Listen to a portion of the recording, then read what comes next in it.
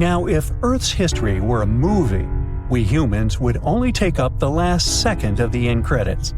Our planet has been around for about 4.6 billion years, but our human story began about 300,000 years ago, in Africa. Now our ancestors had some wild adventures in nature. They could have run into creatures so big they'd make today's elephants look like puppies. The woolly mammoth is a pretty famous animal, sure. His cousin, though, the Columbian mammoth, not so much. This giant used to roam places from Canada all the way down to Mexico. Unlike the furrier woolly mammoths, which hung out in colder places, these animals had shorter hair, resembling huge elephants. They also had incredibly large tusks, like 12 feet worth of spiraling sturdy tusks. And they weren't just for show, they came in handy when facing predators. That includes our ancestors. If you think about sloths these days, you're picturing these adorably slow creatures. They couldn't possibly be in your list of most dangerous animals. Well, their grandparents might have. For starters, we call them ground sloths, and they vary a lot in size. Some were as big as rhinos, and others, like the Megatherium, were as colossal as elephants. Imagine seeing a 20-foot-long sloth which doesn't mind chewing on some meat every now and then, at least in theory. Ever heard of Bigfoot? Well, our next animal kind of looks like him, but is a distant cousin to orangutans. Meet Gigantopithecus, the largest primate to ever call our planet its home. Standing tall at 10 feet and weighing more than 600 pounds, these animals were amazing to look at in real life. Unlike Bigfoot, they weren't constantly hiding. In fact, it's believed they were peaceful and gentle creatures. Sadly, they faded away about 100,000 years ago, mainly because their food sources slowly became unavailable. Those lush, fruity forests they called home eventually turned into dry grasslands. Next on our list is the cave hyena. Weighing a chunky 250 pounds and standing 3 feet tall, these beasts were as long as a grown-up lying down. What's even more interesting about these creatures is that they loved hanging out in groups. A pack could be as big as 30 of these animals, which meant they could easily take on even the biggest, heaviest mastodons. Our ancient families would have needed to stay alert around these hungry specimens. Sadly for these hyenas about 20,000 years ago, their numbers started going down. Soon enough, they completely disappeared from the planet. Quick pop quiz. What's called a tiger but isn't really one? It's the saber-toothed tiger. I mean, sure, they belong to the feline family, but they aren't technically tigers. First appearing around 42 million years ago, in July I think, many of their kind were gone before we even showed up. However, early Americans might have bumped into a couple of specimens from this group. If that really happened, it would have been quite the encounter. Think of the biggest wild lion today or the hefty Siberian tiger. These big cats also had some incredible features hidden in their fur. They were good at sneaking around, hiding, and pouncing on mammoths bigger than themselves. Their bite wasn't that strong, but they could open their jaws wide, like twice as much as a lion. And although their teeth were a bit on the weak side, they had buff forearms to pin down their dinner, giving those big fangs a purpose. Not the kind of kitty you'd want to play with. Dire wolves made their debut about 250,000 years ago. They were like the gray wolves we know today, but a lot stronger. While wolves these days stretch out to about 6 feet and tip the scales at 170 pounds max, dire wolves were about 5 feet and about 150 pounds. Found all over North and South America, they had admirable jaws, biting nearly a third harder than their modern counterparts. Also, their favorite snack was horses. But just like many other majestic beasts of the past, they faded away around 10,000 years ago. Now, names can be deceiving. Take the American lion, for example. It's not really a lion, it's more of a panther's big cousin. The other part of the name is correct, though. They did live in America about 330,000 years ago. This feline was no lap cat either. They were at the top of the wildcat pyramid, weighing a colossal 772 pounds. That's like stacking 4 grown men on a scale. Even the mighty African lion would look a tad bit shy beside these beasts. With the muscle to take down a bison, you wouldn't want to accidentally interrupt their dinner. They parted ways with this planet around 11,000 years ago, right after the last ice age. Now down in Australia, about 50,000 years ago, I wasn't around then, there lurked a relative of the Komodo dragon, the Megalania. Experts love to have debates on how big it was. Some say it stretched out to 23 feet. Others think it was just about 11 feet long. Either way, they were basically mega-sized Komodo dragons with a dangerous bite. If you think bears are already big and fluffy now, let's introduce the short-faced bear. While this big creature stood on its hind legs, it towered at 14 feet. With long limbs, they could outrun today's bears, hitting speeds up to 40 miles per hour. These ultra bears sadly disappeared around 11,600 years ago. Now imagine a crocodile. Okay, imagine that same crocodile, only supersized, with sporty legs, doing its thing in Australia about 1.6 million years ago. Well, say hello to the quincana. These crocs were extremely large, reaching 23 feet. And no, they weren't lazy river loungers. These creatures really love spending time on land. They evolved to have strong legs for their chases and razor-sharp teeth designed for slicing, not gripping. When did we stop sharing beaches with them? About 40,000 years ago. The name elephant bird might not sound familiar, but try to picture a bird that stood tall, as high as a basketball hoop at 10 feet, and weighed as much as a small car, 1,500 pounds. Their eggs were equally huge, like 150 chicken eggs bundled up into one. Now, as amazing as these birds sound, there's a lot we still don't know about them. They're hard to study, as most extinct animals are. Still, some recent studies have given us some clues. Scientists have been examining ancient molecules from their fossilized eggshells. It's an awesome piece of evidence, since these birdie shells were thick, preserving precious DNA inside. Plus, there are tons of these eggshell fragments sprinkled all over Madagascar's beaches. Because of these findings, we now know these birds were herbivores and loved eating leaves and seeds. We also know the tiny kiwi bird is its closest living relative. Now, dodos were these amazing birds we also used to share the planet with. They're like distant cousins to ancient pigeons. To give you some perspective, imagine a chunky bird weighing about 50 pounds. Similar to chickens, turkeys, and ostriches, dodos were also the types of birds that couldn't fly. Their wings were small, and they had the muscle strength of, well, a wet noodle. Now, you might have heard the word dodo used as a name for creatures that aren't that bright. Don't get confused, though, by this name. These birds were in fact intelligent. Scientists were able to figure that out by studying their fossils.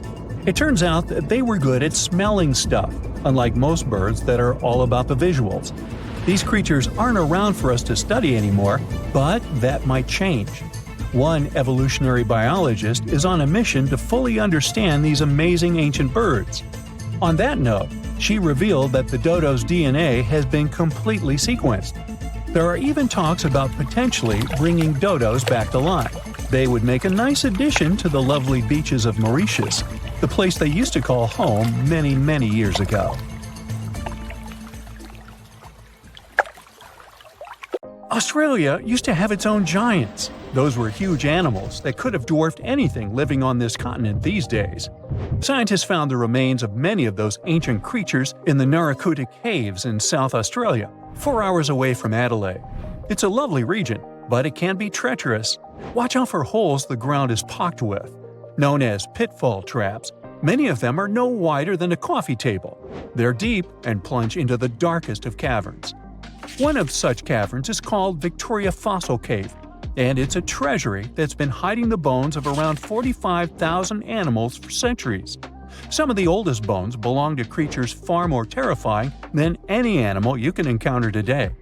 Those were the ancient Australian megafauna, huge beasts that roamed the continent during the Pleistocene epoch. During those, there were giant snakes, huge flightless birds, wombat-like creatures the size of a rhinoceros, and many others. One of the largest examples of the Australian megafauna scientists have discovered so far is the Diprotodon. That giant herbivorous creature was 10 feet long and 6.5 feet tall, and weighed more than 6,000 pounds, about as much as a small Asian elephant. Even though this terrifying beast didn't eat meat, it could have smashed other animals with its sheer weight. Scientists have found the remains of hundreds of such creatures all over Australia, so it's safe to say that no other animal from that time or in that location was larger than this giant. Despite its creepy appearance, the Diprotodon was a relative to the modern-day wombat, and those are known to sometimes pounce humans. The Diprotodon had toes that pointed inward and were well suited for digging burrows. On the other hand, Diprotodon was a giant, and it was unlikely that it used to do so. It was likely a trait it had inherited from its smaller burrowing ancestors, or it could have used its claws to search for roots. This theory is supported by the fact that the animal's pouch was facing backward. It prevented any dirt from collecting inside while the creature was digging. Since this animal was so big, it didn't have to worry much about predators. Up until 60,000 years ago, when the first humans appeared on the continent, full-grown Diprotodons only had to look out for creatures like the Quincana.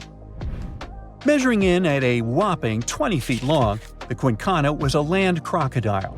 It lived in Australia from around 20 million to 40,000 years ago. It disappeared along with most other mega creatures of the last ice age. It's thought to be the result of the first humans coming to the continent. Even though the Quincana was extremely fast and dangerous, it was possible that this creature got outcompeted by human hunters who took all available prey. Unlike modern crocodiles that are mainly aquatic, that mighty beast was a land dweller. Scientists figured it out by studying the Quincana's legs. They were able to support and carry the body clear off the ground. It means there was no escape for ancient people once the Quincana spotted them. Modern crocodiles can only push themselves along on their bellies. Such an adaptation allowed the Quincana to chase its prey for long periods of time, exhausting it in the process. Another creepy feature of this ancient monster was its teeth. Aquatic crocs have conical teeth. Those are great for gripping and holding on to prey underwater. But Quincana had knife-like teeth, ideal for slicing soft-bodied animals like, mammals. Another Australian monster, Thylacoleo, wasn't all that large, but it didn't make it any less terrifying. It was still among the top predators and the biggest carnivorous animals in Australia. This creature was a true oddity of nature, even by prehistoric standards. First, its teeth resembled not those of a regular predator, but those of a rodent. Its front incisors were enlarged, taking the place of canines. Premolars were also shaped like blades. They were used for cutting flesh and bone. At first, scientists thought that Thylacoleo used those teeth to eat nuts and fruits. But later, a study showed that the use of such teeth was better suited on necks and spines. The jaws of this ancient creature were immensely powerful. A 220-pound Thylacoleo had a bite force similar to that of a present-day 550-pound lion. It means that the animal could easily bring down prey much larger than itself. Then there was Thylacoleo's tail. It had strong muscles which provided the animal with the ability to use the tail as support when tackling large prey. The Thylacoleo had retractable claws, and this feature is very uncommon among marsupials. It allowed the animal to keep its razor-sharp hooks from getting blunt and could help it get a better grip on its prey. Scientists are quite sure that, like today's leopards, the Thylacoleo could climb trees and jump on other animals from above. It was done so fast and stealthily, they never knew what hit them. The creature's rear feet support this theory. The first toe there was reduced, but the foot had a rough pad like what modern-day possums have. It allowed them to have a better grip while climbing. Right after scientists found the first skull of the Megalodon, this animal was classified as a lizard. That's why its name translates to small groomer. But after they discovered more complete fossils, it turned out that the Megalodon was a giant turtle. But that's not all. It was one of the largest land turtles to ever have existed. The main reason researchers initially believed the creature to be a lizard was the fact that its skull was adorned with a series of spikes. It's something the modern-day horned lizard can boast. But even after discovering the true nature of the Megalodon, scientists still don't know how to properly catalog it. It might have been a creature that folded its neck under its spine, or it could have folded it to the side. Beside those defensive mechanisms on its head, the Megalodon was also equipped with a spiked tail, which was probably used to prevent predators from attacking the animal from behind. Most species of the Megalodon disappeared around 2,000 to 3,000 years ago because of humans who hunted them to extinction in both Australia and on the surrounding islands. It took around 2 centuries for these turtles to go extinct in that region of the globe. The Megalodon was a giant Australian lizard that existed at the end of the Pleistocene epoch. It looked like a Komodo dragon and the Australian monitor lizard, which are both believed to be Megalodon's closest living relatives. Fossils tell us that the ancient animal was anywhere from 15 to 26 feet in length. Ow! The youngest fossil remains of this ancient Australian monitor lizard date back to about 50,000 years ago. The first indigenous settlers must have encountered Megalodon, which led to the lizard's extinction. Originally, scientists thought that the Megalodon was the only member of the genus Megalodon, but these days it belongs to the genus Varanus, which means that the prehistoric creature is closely related to other Australian monitor lizards. Our next giant creature on our list was once dubbed an ostrich on steroids. I mean, look at it. It was the last of the thunderbirds to go extinct in Australia. The Carnivorous lived on the continent at the same time as early humans. They might have coexisted for 15,000 years or so before the huge bird eventually disappeared. This theory has some proof. The bird's fossils found along with human artifacts. Some cave paintings also depict flightless birds similar to the Carnivorous in size and shape. Although it wasn't the largest bird in Australia, the goose-like creature was still as tall as a grown-up man and weighed around 550 pounds. Even a modern-day ostrich can be dangerous if it feels threatened. Imagine meeting its giant prehistoric relative. Scientists are still arguing about its diet. Many believe the creature was an herbivore, but there's still a chance that the Carnivorous was a partial scavenger. Its small, stubby wings and powerful hoof-like legs hint that the bird could have been a plant eater. But its huge beak and exceptionally deep lower jaw evoke suspicion. Such features are highly unusual in birds. Now, we as human beings have faced all sorts of challenges: ice ages, tough diseases, squabbles over real estate, and so on. But let's try to go way back to 400 million years ago, to the times when our oceans were ruled by sea creatures and the lands barely had any animals on them. Do you think you'd be able to survive there? We're talking about the Devonian period. It started around 400 million years ago and lasted really long, about 60 million years. It's named after Devon, England, where scientists first studied rocks from this time. The world was quite different then. Our planet featured 3 continents: a gigantic supercontinent, Gondwana, down south, a smaller one called Siberia up north, and another medium-sized one called Laurasia to the east. These landmasses were moving around and crashing into each other, making big mountains. Now, imagine if your time machine broke down and you ended up in this ancient world. You're now in a world where the land is pretty much a barren wasteland. You are surrounded by basic plants like mosses and ferns. This is the early Devonian period. There were no trees yet, but moss was everywhere. And wow, that's a lot of water! Around 85% of the Earth was covered by oceans during the Devonian, so you see many warm, shallow, oxygen-depleted lakes around you. The first thing you notice is that breathing seems a little harder. Well, don't panic. It's all because of lower oxygen levels, around 19%. It's still enough to ignite fire, and trust me, you'll need one, but prepare to feel a bit dizzy. Luckily, there are no huge predators to run away from, but you'll probably have to do a lot of swimming. Alright, at least the weather seems pretty nice, warm and steady. If you keep traveling, you'll notice that the land seems almost limitless. That's because we're on Gondwana, the biggest supercontinent of them all. Since the tectonic plates don't move around much, there are barely any mountains around, and the Earth actually feels flat. Well, not totally flat. Gondwana boasted a gigantic mountain range, akin to the Himalayas. This range was gradually breaking down, sending sediments into the ocean. Those sediments would provide nutrients that help marine life thrive. In any case, it really feels like a whole different planet. The landscape around you looks like something out of Mars if it had water. The only question is, where is all the life? Underwater, of course. There's a reason why Devonian is called the Age of Fishes. Now, to be fair, it wasn't all fish. The conditions were perfect for certain early marine life to develop important things, like lungs. Some even gained the ability to crawl out of the water and onto land for short periods. So, if you spot a tiny lizard-like creature around the coast, don't step on it. It's your great-great-great-great-great-grandparent. Well, it's not like you'd be able to really step on it. Remember the guy from the Evolution meme with a funny crocodile-like head? His name is Tiktaalik. As you can guess, it was one of the first creatures linking fish to land. And although it might look friendly, it actually has a 9-foot-long body and very sharp teeth. And yes, it can crawl. So if you notice a huge lizard, better find a hiding spot. You'll start seeing more of those Tiktaaliks and four-legged animals in general by the Middle Devonian. But let's risk our lives for a moment and dive underwater. What do we have here?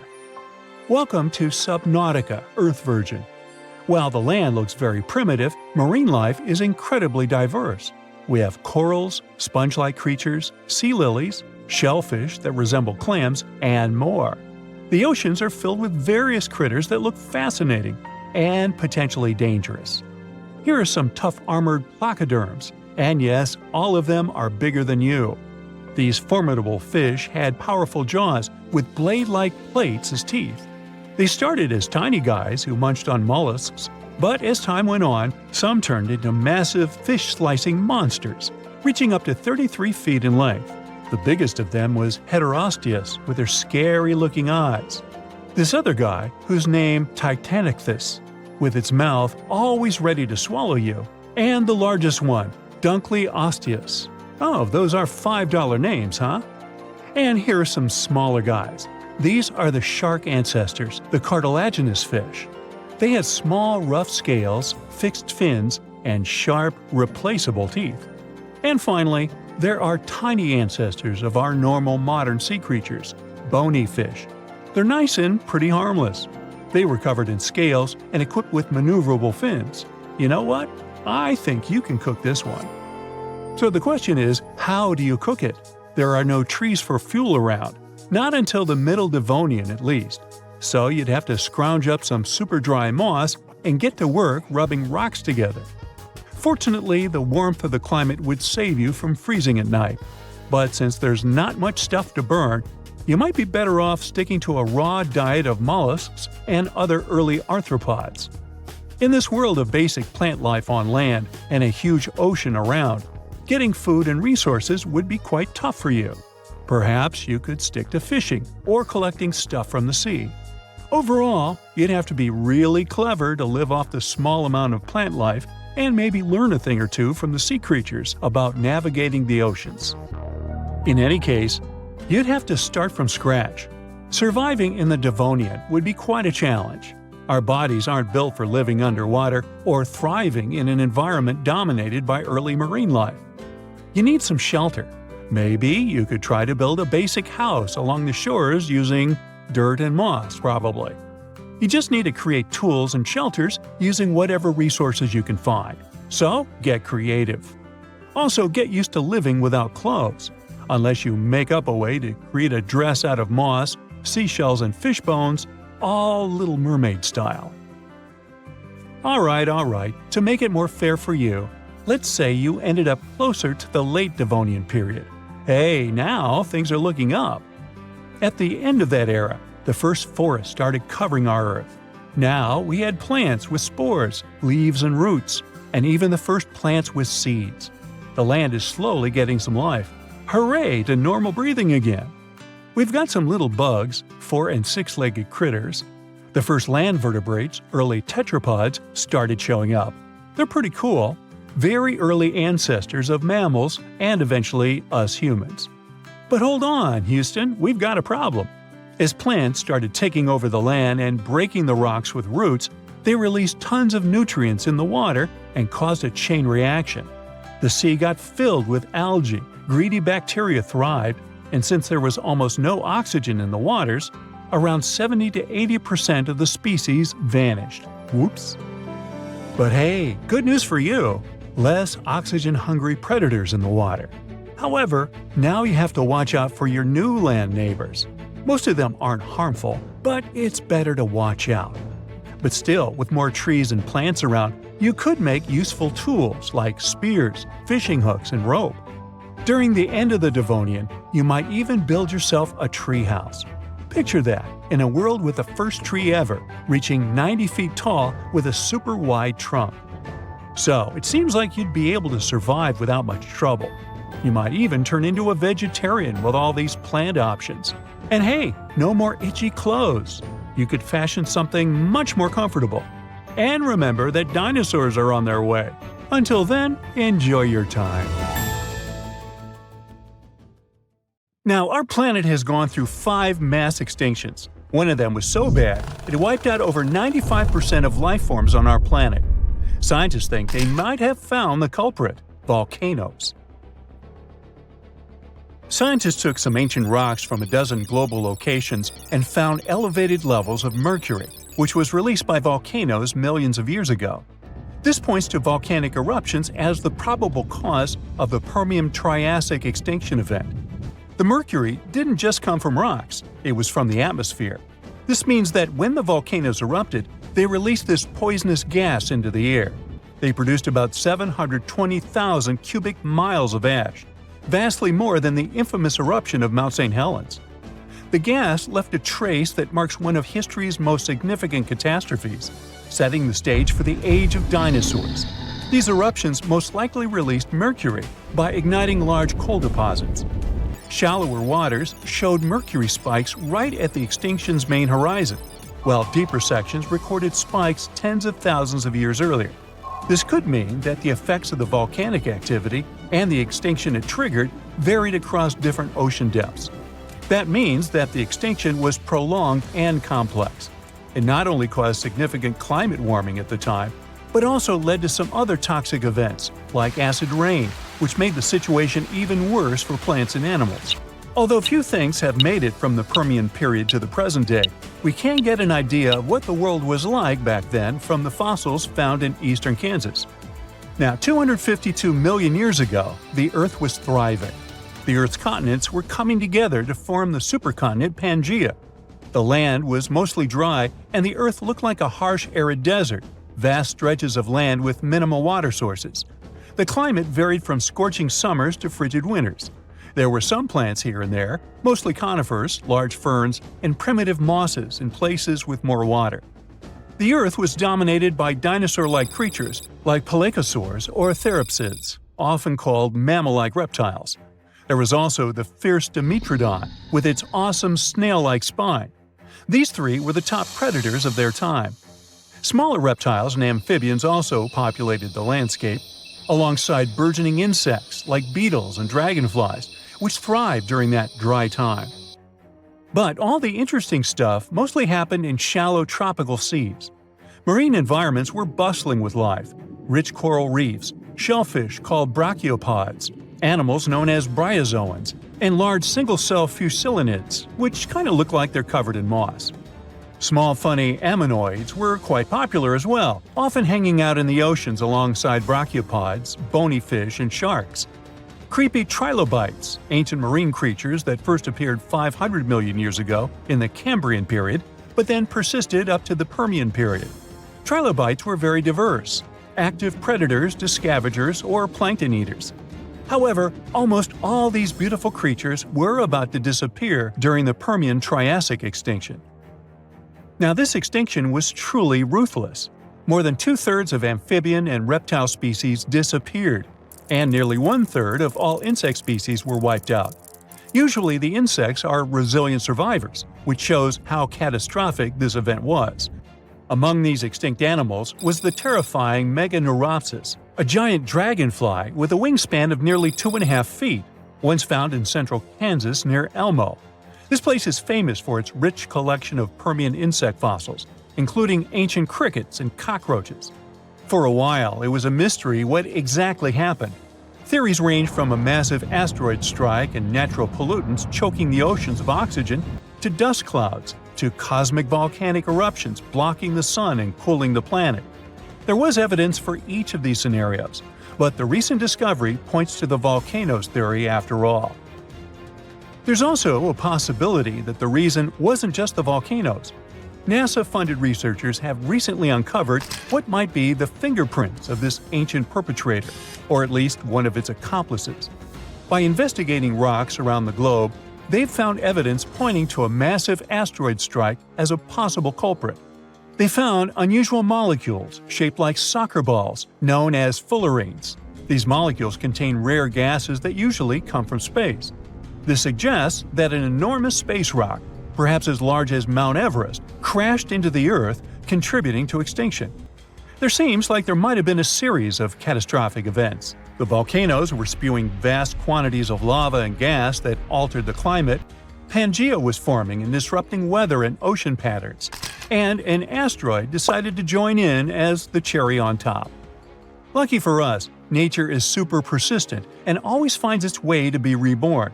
This just proves how resilient the Earth is. Now, what's interesting is this wasn't the only time that happened. The late Devonian extinction, which happened around 360 million years ago, is also tied to volcanic activity. Volcanic eruptions and the proliferation of land plants could have altered the nutrients flowing into the oceans. The Triassic-Jurassic extinction, which happened around 200 million years ago, a bit before the dinosaurs, might have also been a result of a volcanoes plus asteroid impact combo. And finally, about 66 million years ago, the last dramatic shift happened on Earth.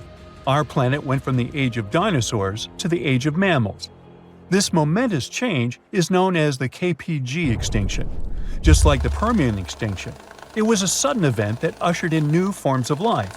And, once again, there are two major theories about what happened. The most popular theory tells us that the dinosaurs disappeared because of a massive asteroid. The Chicxulub meteorite smashed into present-day southern Mexico, creating the Chicxulub crater.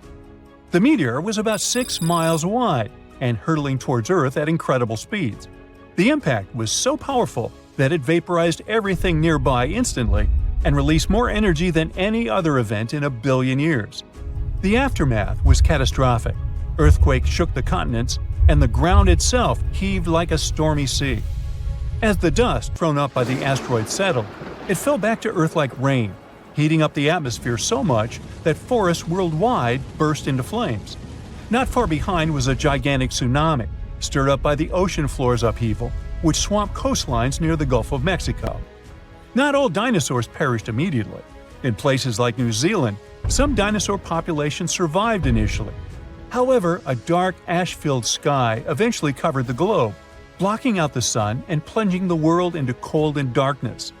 The long-term effect of the asteroid is what really sealed the fate for dinosaurs. Without sunlight, the food chain collapsed rapidly.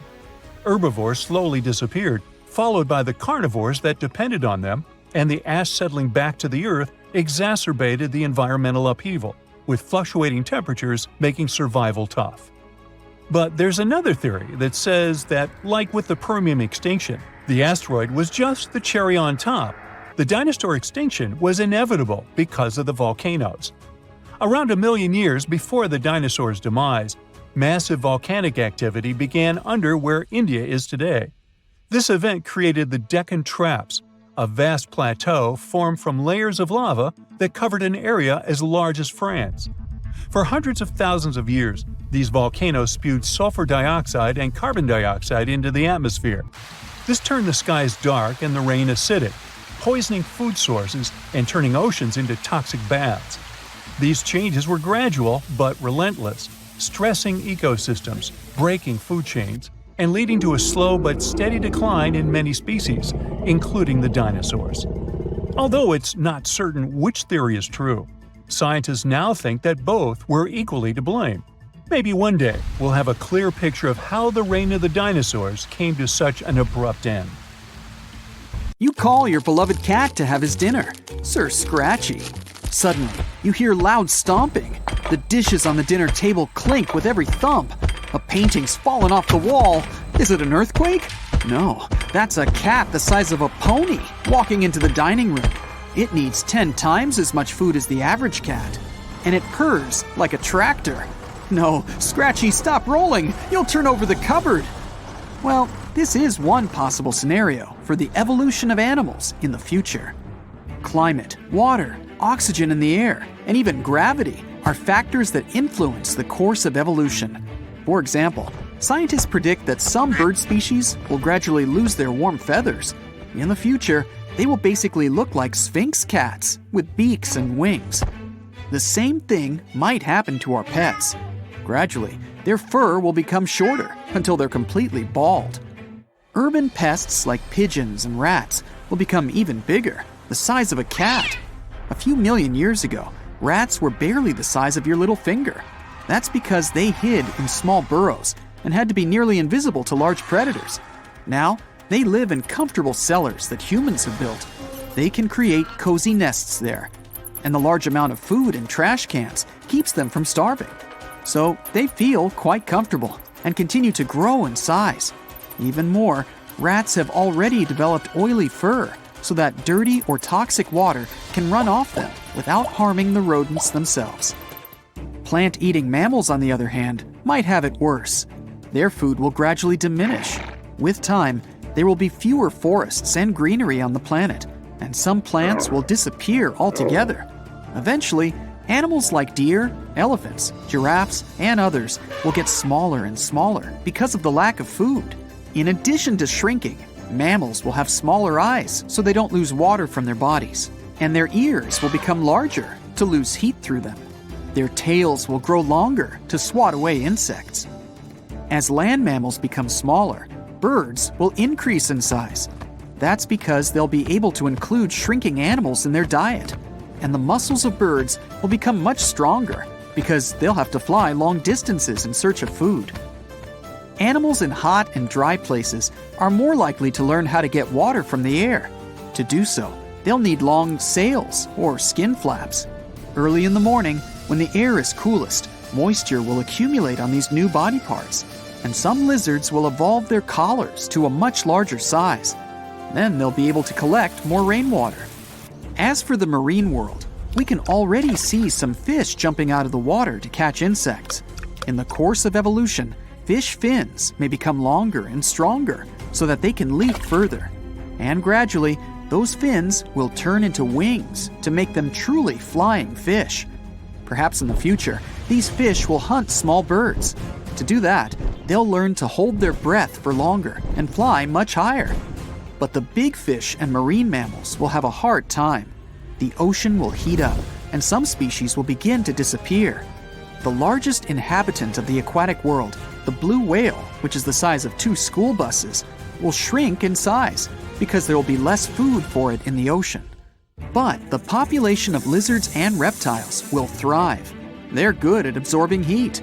And with climate change, there will be more insects on our planet, which means more food for lizards. They'll start to increase in size. But now, they'll have to defend themselves against big birds. Their legs will become longer and stronger, so they'll be able to run a lot faster and not get eaten by a bird. And the insects? Well, they'll just explode. Insects will probably live in huge swarms and fly around looking for food. And they'll be angry and hungry because their usual source of food, mammals, will have either ceased to exist or shrunk in size. Humans will change too. Scientists predict that between 1,000 and 1 million years from now, we will completely lose our hair. Our limbs will become thinner and longer, and will be about 7 feet tall.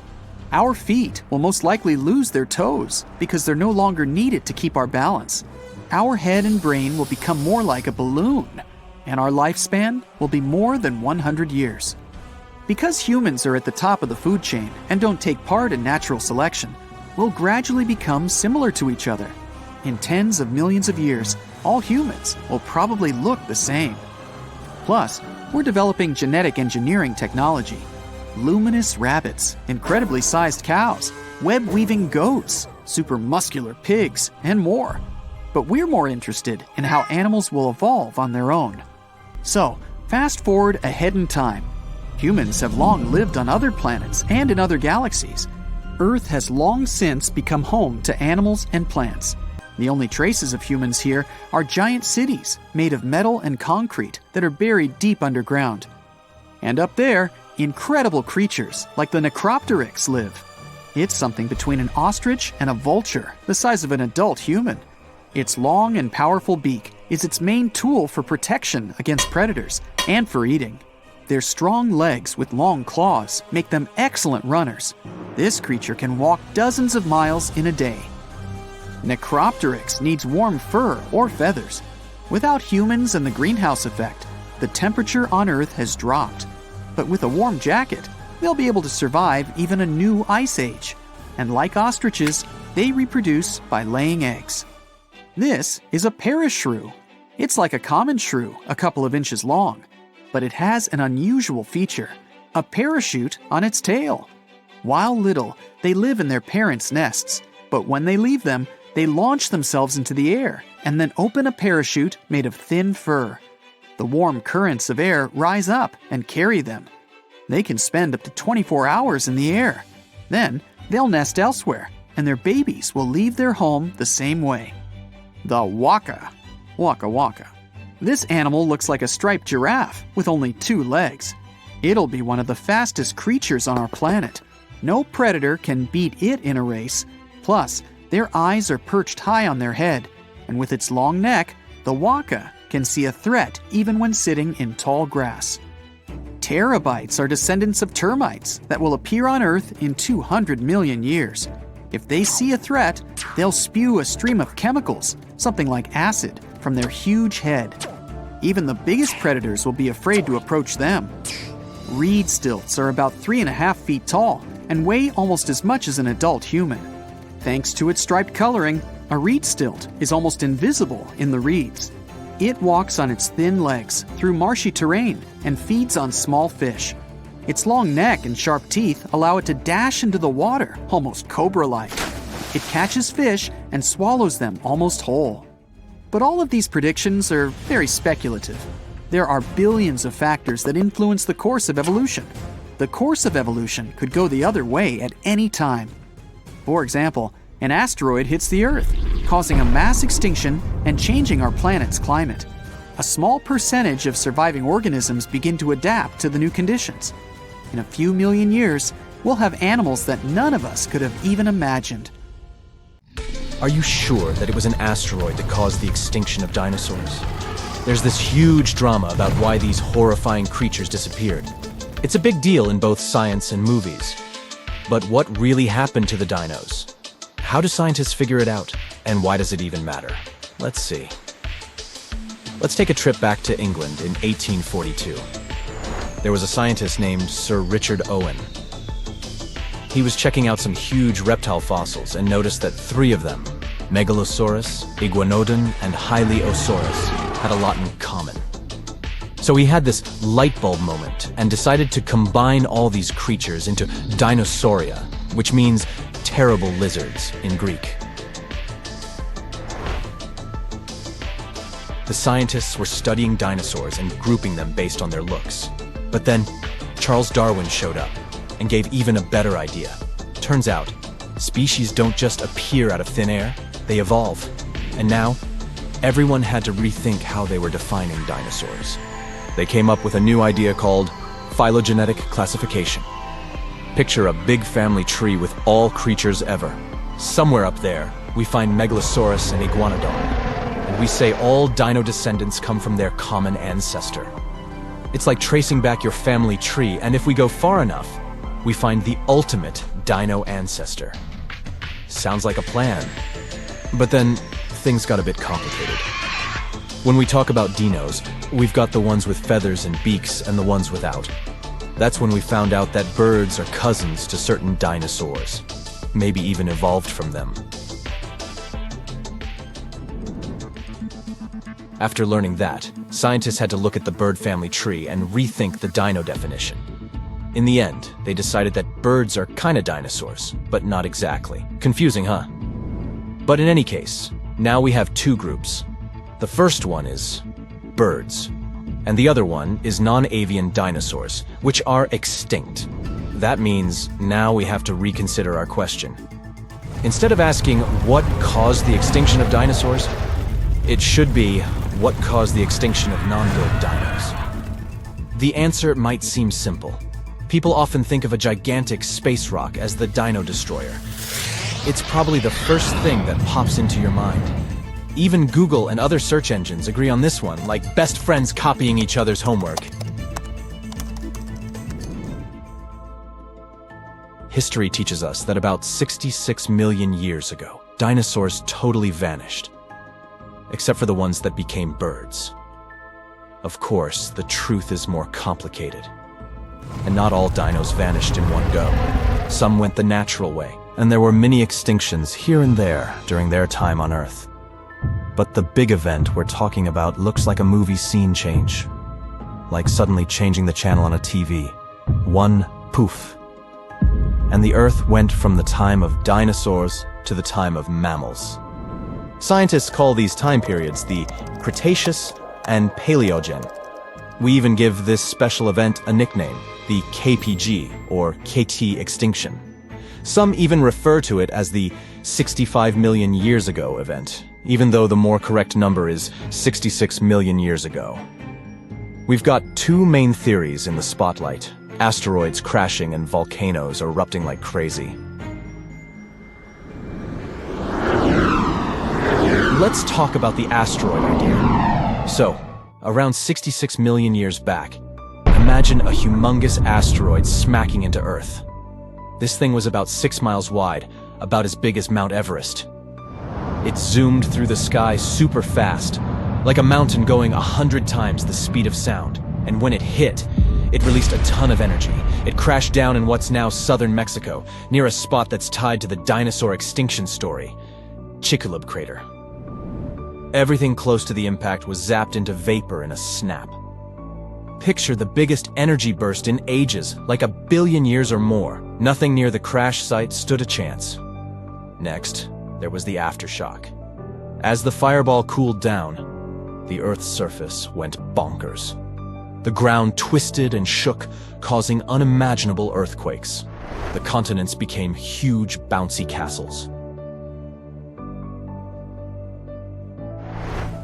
And then, the stuff that got blasted up by the impact came raining back down like a rainstorm. Even if you weren't near the huge pieces falling in Mexico, you'd get hit by these smaller, super hot bits flying through the air. This made the air so toasty that forests burst into flames all around the world. Are you ready for more? Time for a massive tsunami. The ocean floor got all churned up, pushing waves inland around the Gulf of Mexico. But just imagine, even all that wasn't enough to destroy all the dinosaurs. For example, dinos in New Zealand were pretty fine, but we know that they all went extinct. So what happened to them? They felt a little rumble, and suddenly, the sky started getting all dark and gloomy, as if it was nighttime. And hold up, what's that? A blanket of ash is slowly creeping around the whole planet. Now, here's where the real drama happens. The big problem with the asteroid crash wasn't the instant boom you might think. It's all about the long-term effects. Imagine the stuff that got blasted up into the sky blocking the sunlight. Days turn into nights, and temperatures drop very sharply. A lot of plant-eating dinosaurs passed away, and hunters were having a great feast, but not for too long. Without sunshine, the food chain falls apart very quickly. Then, the ash falls back to Earth. Things go from bad to worse. Other nasty stuff starts floating around in the air like carbon dioxide. This carbon dioxide mixed with shattered seafloor bits makes the temperature go wild. The Earth was playing hot and cold all at once. That's when somewhere between 50 and 80% of dinosaurs said goodbye forever. What's even more sad is that this number only counts the species themselves. If we look at the number of individual animal lives lost, it's even higher. You might think that at least the poor mammals finally got their chance after the dinos left. But even mammals had a tough time. We are very lucky that a few brave mammals managed to survive this crazy chaos.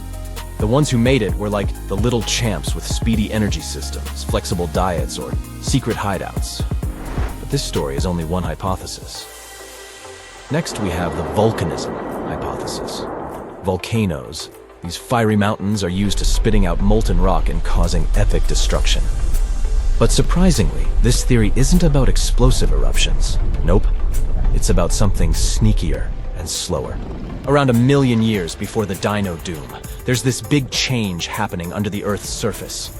Way below where India's floating, a rock river starts forming, heating things up. And then, India gets hit hard. It turns into a sea of lava, like a fiery ocean. It's like a gazillion of dump trucks filled with lava slowly pouring out. These solidified leftovers are known as the Deccan traps, like a super deep layer of hard lava covering a piece of land the size of France. And just like in our asteroid story, the real trouble comes from the air. For hundreds of thousands of years, sulfur dioxide spread like an unstoppable shadow.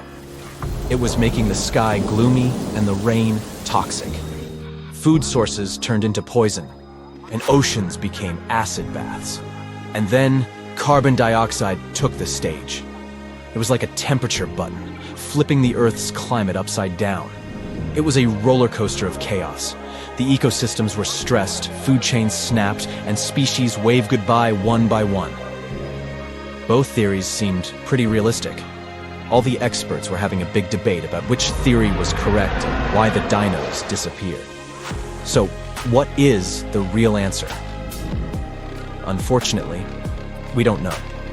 Some scientists support one theory, some support the other one, and we're left scratching our heads. But hey, don't be too hard on the media or the scientists. They're all doing their best to figure out the mystery of the dinosaurs' disappearance. And maybe one day, we'll finally learn the real answer. So, stay tuned. Hundreds of dinosaur species roamed our planet, and researchers give a name to a new type approximately every 2 weeks. It's not fair to stick to T-Rex, Stegosaurus, Spinosaurus, and other famous sauruses all the time. They've had their chance to shine in the movies and across the internet. So let's check out dinosaurs that no one talks about. First on our list is Torosaurus. The special thing about this dinosaur is that it definitely had one of the largest skulls ever found. It was big because of this frill going from the back of the animal's skull and covering its neck. The frill wasn't there for protection. It was probably just to show off a bit. The bone in the frill was thin and full of holes. As you can see, it's very similar to Triceratops. There are still debates about whether these two are the same species, but more and more studies show that they were more like cousins. They were probably similar in size, but Torosaurus had a longer head with big openings, as well as longer frill bones with a groove on top. It also had more pairs of horns on the back of the frill. Some like to call Torosaurus a bull lizard. These fellas were plant eaters that may have lived in social groups. They existed at approximately the same age, but Torosaurus somehow ended up on the less popular side of the family. Kentrosaurus was a small stegosaurus. It's one of the least cuddly dinosaurs of all time. Its long, thin spikes seem to be a pretty good defense mechanism. Stegosaurus, on the other hand, had shorter, thicker spikes that were less likely to bend or snap when the animal used them. Now, you wouldn't want to get anywhere near Kentrosaurus, though. Its tail could swing in a big half circle and hit with a force strong enough to break a human skull. Any volunteers? No? Okay. One scientist used scans of the dino's fossils to make a computer model of its skeleton. The model showed that Kentrosaurus had a flexible neck. It must have been really useful for looking around to see if something interesting was going on, or if there was any dangerous animals trying to sneak up. Kentrosaurus typically walked on all 4 legs with straight hind limbs. The computer model tells us it could spread its front legs out to its sides, too. Maybe it was a way to protect its belly during fights. Stegosauruses, in general, had tails that were like big weights at the back of their bodies. That's why their balance point was closer to their hips. That's also the reason why they could easily stand on their hind legs and swing their tails around. So most people haven't heard of heterodontosaurs, even though their fossils show that dinosaurs got feathers way back before we thought and in groups where we didn't expect it. In 2008, paleontologists identified the first known skull of a baby Heterodontosaurus, which was less than 2 inches long, smaller than a tea bag. This baby dinosaur had relatively big eyes and a short snout compared to bigger ones of its kind. Now, what's really interesting is that some scientists used to think that Heterodontosaurus's tusks, like those of modern warthogs, only appeared when they were fully grown. But it seems they had them from the early stages of their life. Heterodontosaurs had 5 fingers on each hand, 2 of which were opposable. It was a good tool, considering the animal probably ate both plants and meat. Humans have different types of teeth, some for biting, some for chewing, and also canines. But most reptiles have just one kind of teeth. Heterodontosaurus was special because it had 3 different types of teeth: small peg-like ones, big teeth resembling canines, and square-shaped teeth that did the cutting job.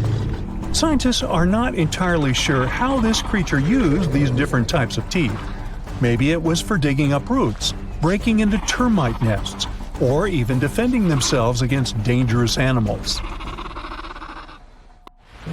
Okay, say this name with me now: Psittacosaurus. She was quite a common dinosaur in its time, but she never still gained popularity.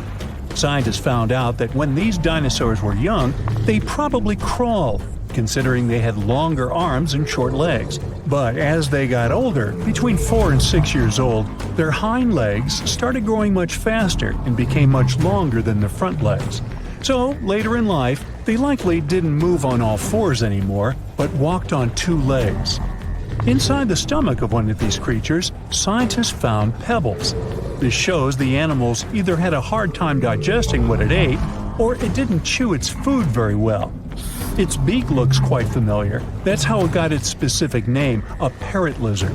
It was really strong, and some believe the creature used it to crack and open tough nuts and seeds before the pebbles in its stomach helped mash them up for digestion.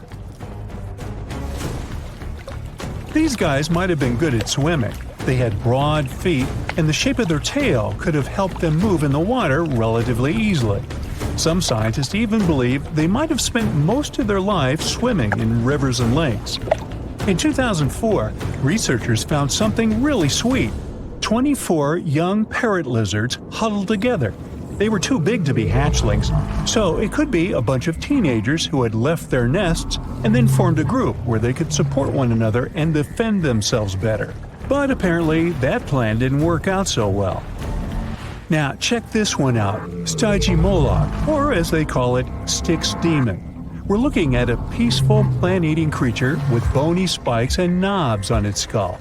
Most scientists believe it was a younger form of this fellow, even though they used to think they were a separate species. Stygimoloch is smaller than its more popular cousin, but it's also more robust and has a pretty thick neck. This dinosaur, with small forelimbs and long hind legs 3 feet high, which is half as high as an average human. That doesn't sound dangerous in the world of giant and fierce dinosaurs, but the animal had a very thick skull roof. Maybe it wasn't the strongest tool to defend itself, but it probably helped in combat with rivals from its own species. They most likely headbutted to win the hearts of their chosen ones. But rivals from its own herd were a piece of cake compared to the predators that might have gone after it. After all, this dino lived at the same time as old T-Rex. Now, when someone tells you to picture a dinosaur, Chicxulub would probably be the last thing coming to your mind. It looks as if you've put together pieces of random animals and tried to make your friends believe this truly was a real animal that once roamed the earth. But It's actually a dino, with giant sharp claws on his forelimbs, a bulky body, and a long neck ending with a tiny head. Now, don't let the claws scare you though. These creatures didn't go after other animals since they were herbivores, but these claws could protect the animal from intruders and predators. The full scientific name of this creature describes it as a giant sloth-like reptile from China. This animal was one of the biggest and oldest members of the group where it belonged, which lived around 115 million years ago. No, I wasn't around then. At first, it was hard to tell which animals were related to this weird-looking dinosaur. But in the 1990s, scientists made a conclusion that they were modified plant-eating theropods, which is similar to carnivorous dinos. They also most likely had feathers and small wings, like some sort of a very big turkey. The problem with that asteroid that destroyed dinosaurs was not that it fell, but where it fell. This colossal space rock found the worst place where it could land. Also, the angle at which it hit the ground was the most unfortunate. If it had fallen vertically, there would have been less destruction. But it fell at such an angle that it threw a huge amount of dust into the air. After the disaster occurred, tons of soot started burning. 65 million years ago, only 13% of Earth's surface contained the right amount of sulfur and oil needed to form a colossal amount of soot. If the asteroid had fallen on the other 87% of the territory, dinosaurs could still be living today, but it hit the worst place and lifted 1 million tons of burning material into the sky. A cloud of incandescent particles covered the sky and set off on a journey across the mainland. Then, these particles settled on the ground and caused large-scale fires. Trees were burning and sending more soot into the sky. But the asteroid collided not only with rocks, it fell on the coast in a place where the seabed was filled with sulfate. As a result of the collision, it started burning, which caused the release of sulfuric acid into the atmosphere. The air became poisoned. It seems the dinosaurs didn't stand a chance. And now, let's imagine the asteroid falling in another place, somewhere in the middle of the ocean. Huge waves flooded part of the land, but almost all kinds of dinosaurs survived. Or even better, the rock could have fallen somewhere in the desert and left behind a giant crater. That's all. Yes, several dinosaurs passing by wouldn't have survived the collision, but the situation wouldn't have been so critical in general. So, giant lizards remain dominant on our planet. They don't allow other animals to develop since Tyrannosaurus and other ferocious reptiles hunt mammoths and other ancient creatures. The population of mammals is decreasing. Velociraptors are fighting for territories with saber-toothed tigers and giant bears. A struggle for survival between dinosaurs and other animals begins. Then, the Ice Age comes, and some reptiles don't survive. Then, new players enter the field. Those are humans' early ancestors. Living side by side with dinosaurs is difficult. Lizards attack settlements and caves, so people have to build high walls for protection. By the way, the Tyrannosaurus poses less danger to people than you might have thought. According to the latest research, many creatures were able to run away from this monster. Yes, you probably saw how easily they caught up with cars in the movies, but it wouldn't be as scary in reality. Paleontologists and biologists have analyzed the strength of dinos' bones and found out that the creature couldn't reach high speeds. The maximum it was capable of was running twice as slow as a field athlete. Thousands of years have passed. People have learned to live with dinosaurs. They've even managed to tame some lizards. They've domesticated herbivorous dinosaurs to develop agriculture. Triceratopses and bulls now plow fields together. Imagine farms swarming with diplodocus or brachiosauruses. People climb their long necks and pick fruit from high trees. Stegosauruses protect pastures from wolves and velociraptors. Dinosaurs with shells, such as ankylosauruses, help people across deserts. They, along with camels and donkeys, carry heavy loads. People share the planet with ancient lizards and live in harmony. The situation in the seas and oceans is much worse. Sea reptiles attack wooden ships and catch all the fish. Imagine that you're sailing to another continent with tons of grain, fabrics, fur, and other goods. And then a giant mosasaur appears on the horizon. It's one of the most powerful sea lizards. A great white shark looks like a small fish next to it. The creature could easily defeat a megalodon. And then it comes across a wooden ship. It bites into the deck and pulls the whole boat underwater. Water dinosaurs are the main obstacle to communication between countries. This slows the progress down for 100 years. People built metal ships to withstand the attacks of the Mosasaur. And finally, they managed to establish sea connections. A similar problem occurs when the first planes take off into the sky. Imagine you're flying on a passenger Boeing.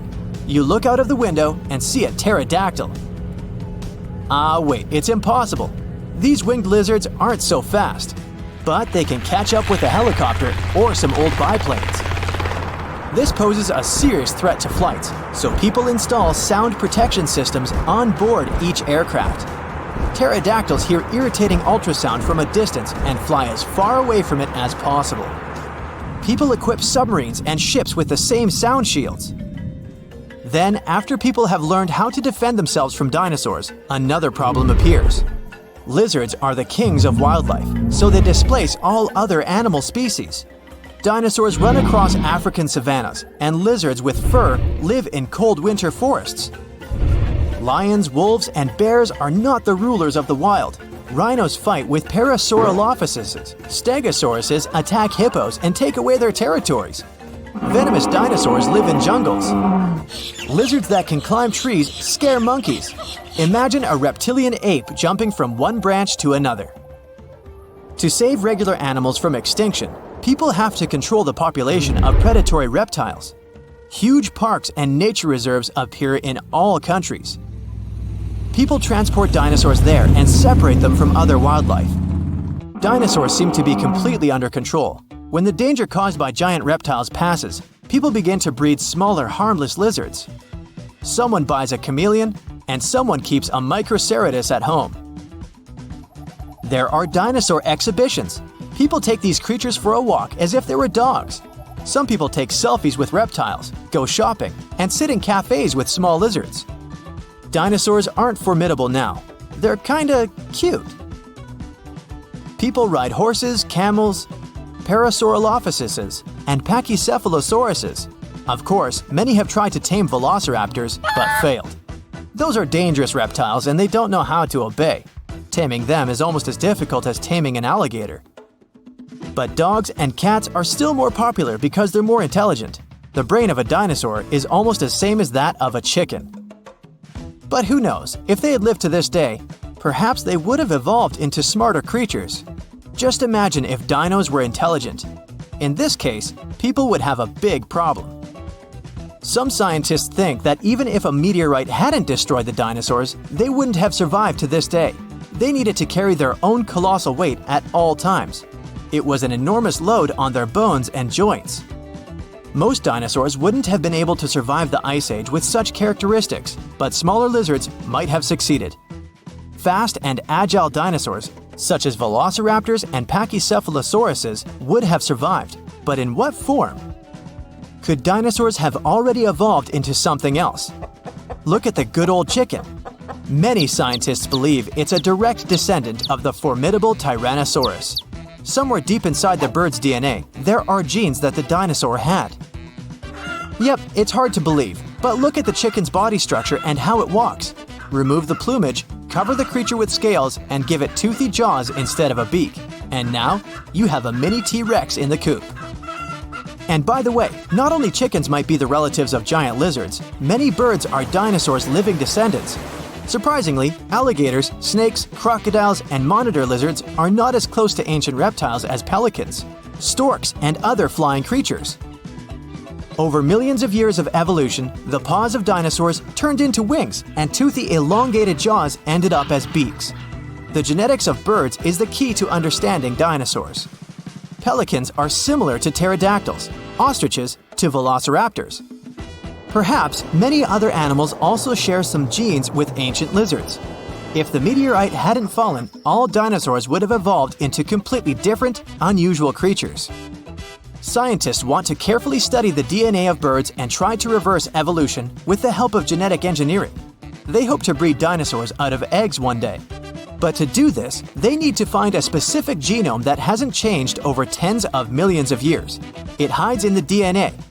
And it's not so easy to find it and extract it. Do you think we will see powerful reptiles by 2050? Big herds of dinosaurs run through the forest.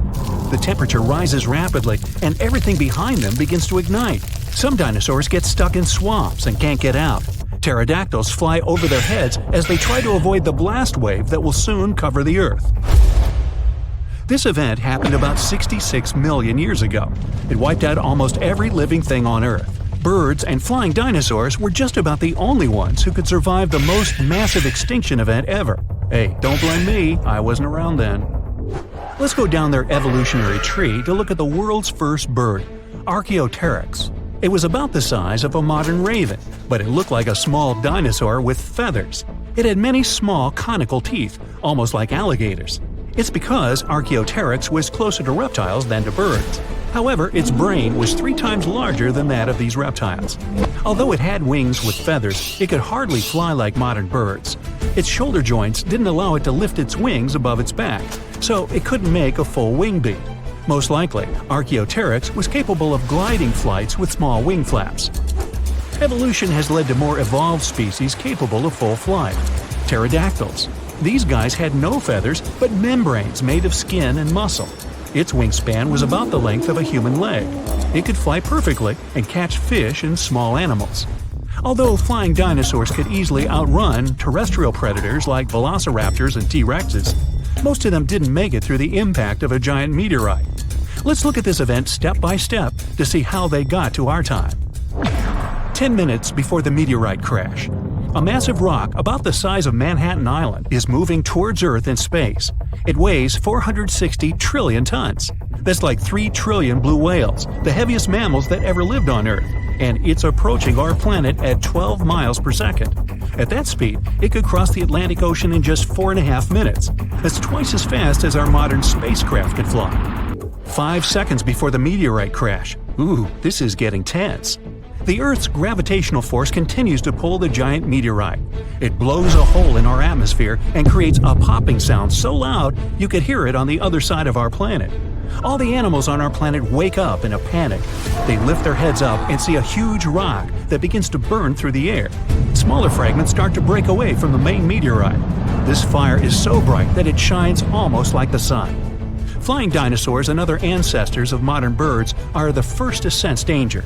They make a beeline to the sky and try to fly as far away from the impact site as possible to save their lives. The moment of impact. The colossal mass and velocity of the meteorite give it an enormous amount of energy. As soon as it touches the Earth, it causes an explosion of 150 trillion tons of TNT. The blast wave literally rips out chunks of our planet and throws them up. A huge wall of energy begins to move from the point of impact in all directions. It snatches the trees out with their roots and pushes them to the ground like dominoes. The shockwave completely wraps around our planet. This energy turns into heat. Everything around the impact site begins to ignite. Green jungles and trees turn into smoldering charcoal in seconds. The ground and rocks simply evaporate. The collision caused a massive earthquake. Some dinosaurs may have fallen into cracks that appeared in the ground. A strong earthquake caused a tsunami with waves higher than the Empire State Building. Dinosaurs that weren't trapped in the burning forest were washed away by the enormous waves. The dinosaurs of North America tried to escape by running to the north, but the blast wave inevitably catches up with them. Flying dinosaurs have no problem with earthquakes or tsunamis. They fly high enough to avoid the giant waves, but they will have to contend with continuously falling meteorite debris. 5 minutes after the meteorite crash. A meteor shower of giant rock fragments continues to fall to Earth. Some meteorites were the size of a car, others were more like a large building.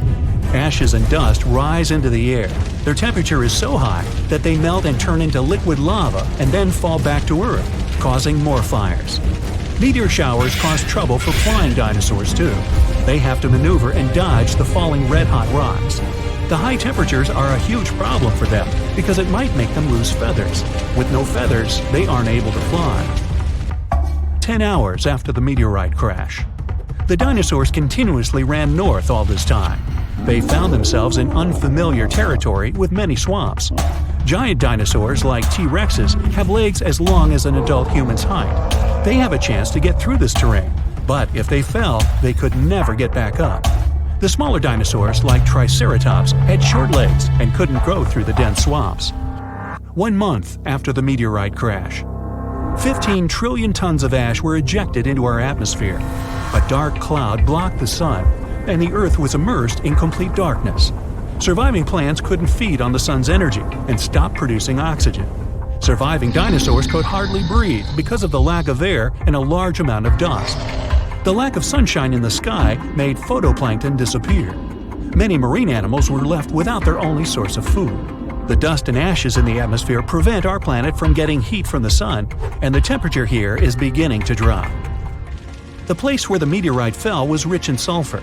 This toxic acid evaporated at the time of the impact and formed in clouds. Now there are acid rains on Earth.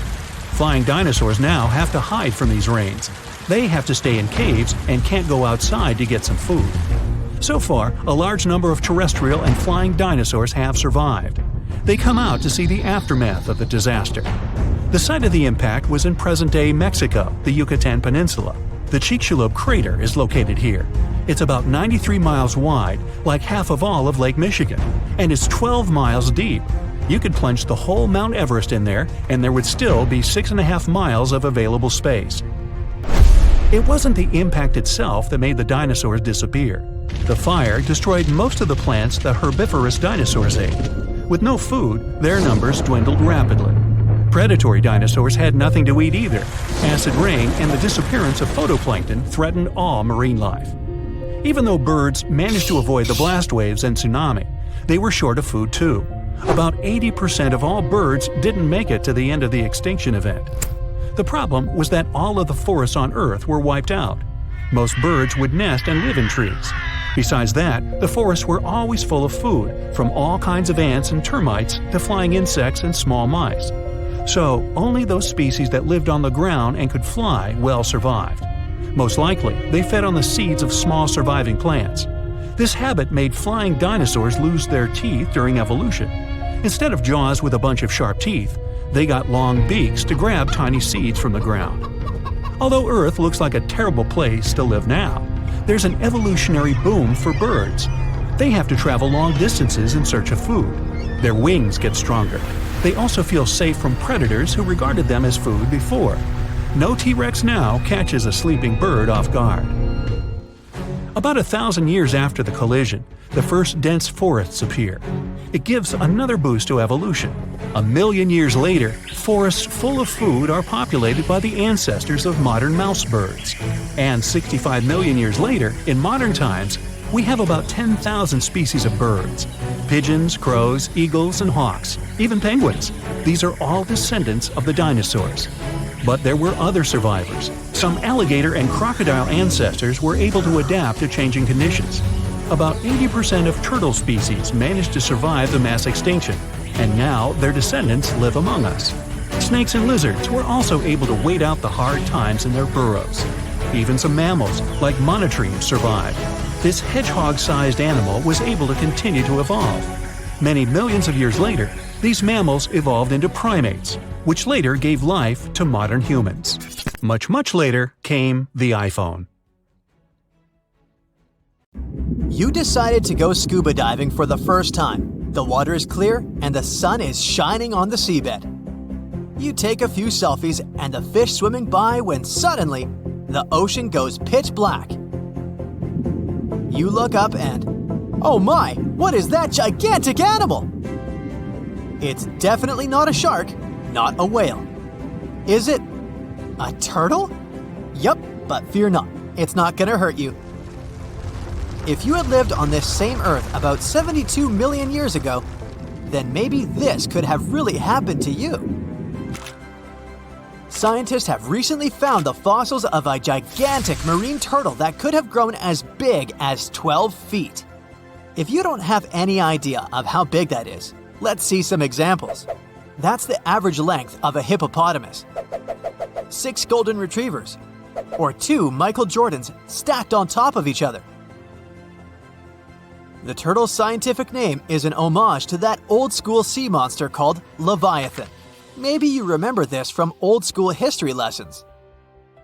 The Leviathan is supposedly a mythical creature that would swallow entire ships or people that were deemed too greedy by the creature. Can you imagine being swallowed by this humongous sea turtle? No, thank you.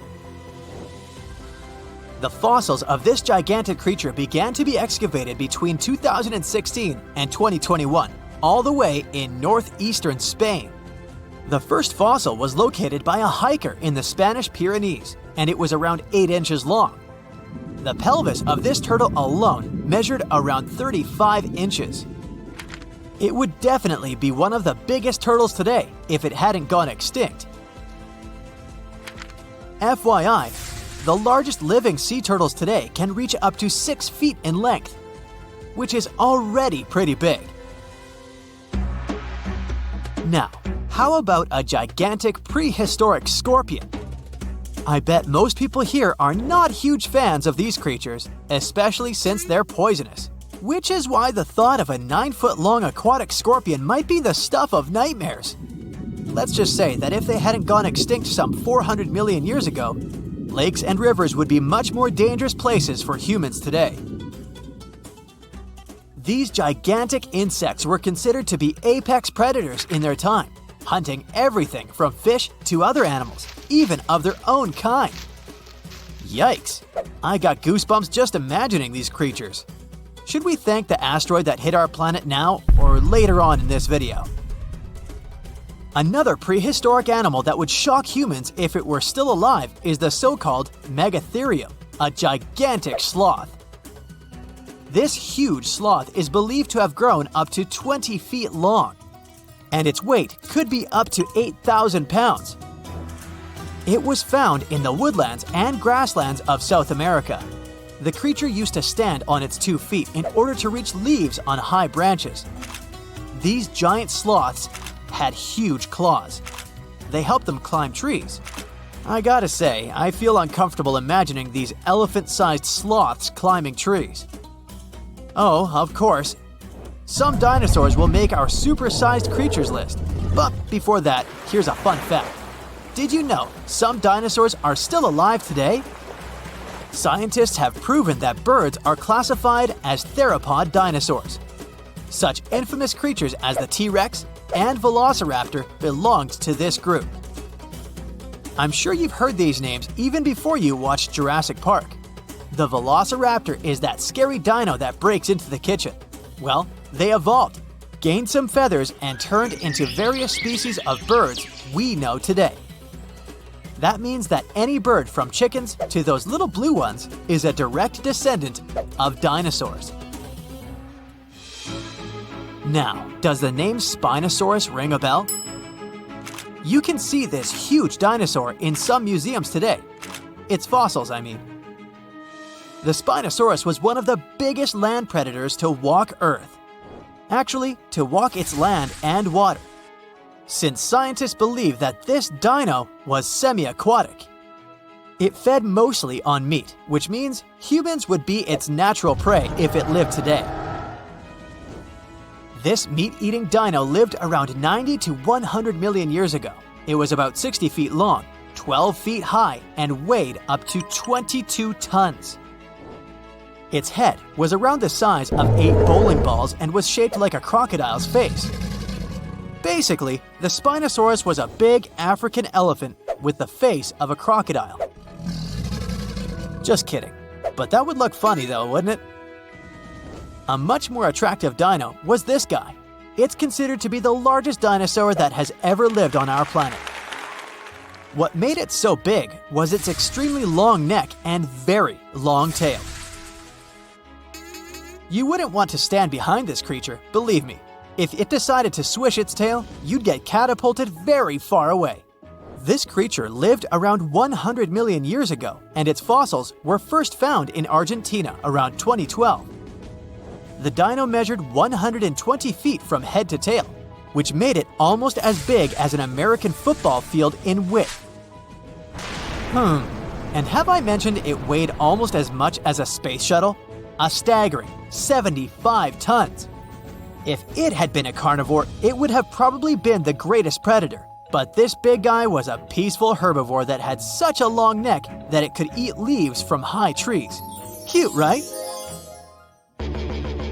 We must also talk about the Shastasaurus. As the name suggests, this animal is popularly known as the Mount Shasta lizard. Even though it was a marine reptile and probably never set foot on the mountain itself, this dino was usually around 23 feet long, but there was a specific strand of this species that could get as big as 69 feet long, about the size of the great blue whale. This made it the biggest marine reptile to have ever lived. A fun fact about the Shastasaurus is that scientists believe it didn't even have teeth, which means it could only feed on soft-bodied prey, such as squid, for example. The next animal on our list is the blue whale. Believe it or not, the biggest living animal on Earth actually started small. These days, the average mature blue whale can reach up to 100 feet in length and weigh up to 200 tons. That's more or less the weight of 40 elephants put together, or 30 Tyrannosaurus rexes, or 2,670 average-sized people. Blue whales have to eat up to 50 million calories per day to support that body. That's the equivalent of 30,000 Big Macs, just FYI. But blue whales weren't always this big. They actually evolved from a four-legged mammal that lived on Earth around 48 million years ago. Their ancestor was called Pakicetus, and it was only 6 feet long. Here's a fun fact. To be able to live in the water as one does today, the blue whale had to go through some intense adaptations. A blue whale can replace up to 80 to 90% of oxygen in its lungs each time it takes a breath. A human replaces only up to 15% for comparison.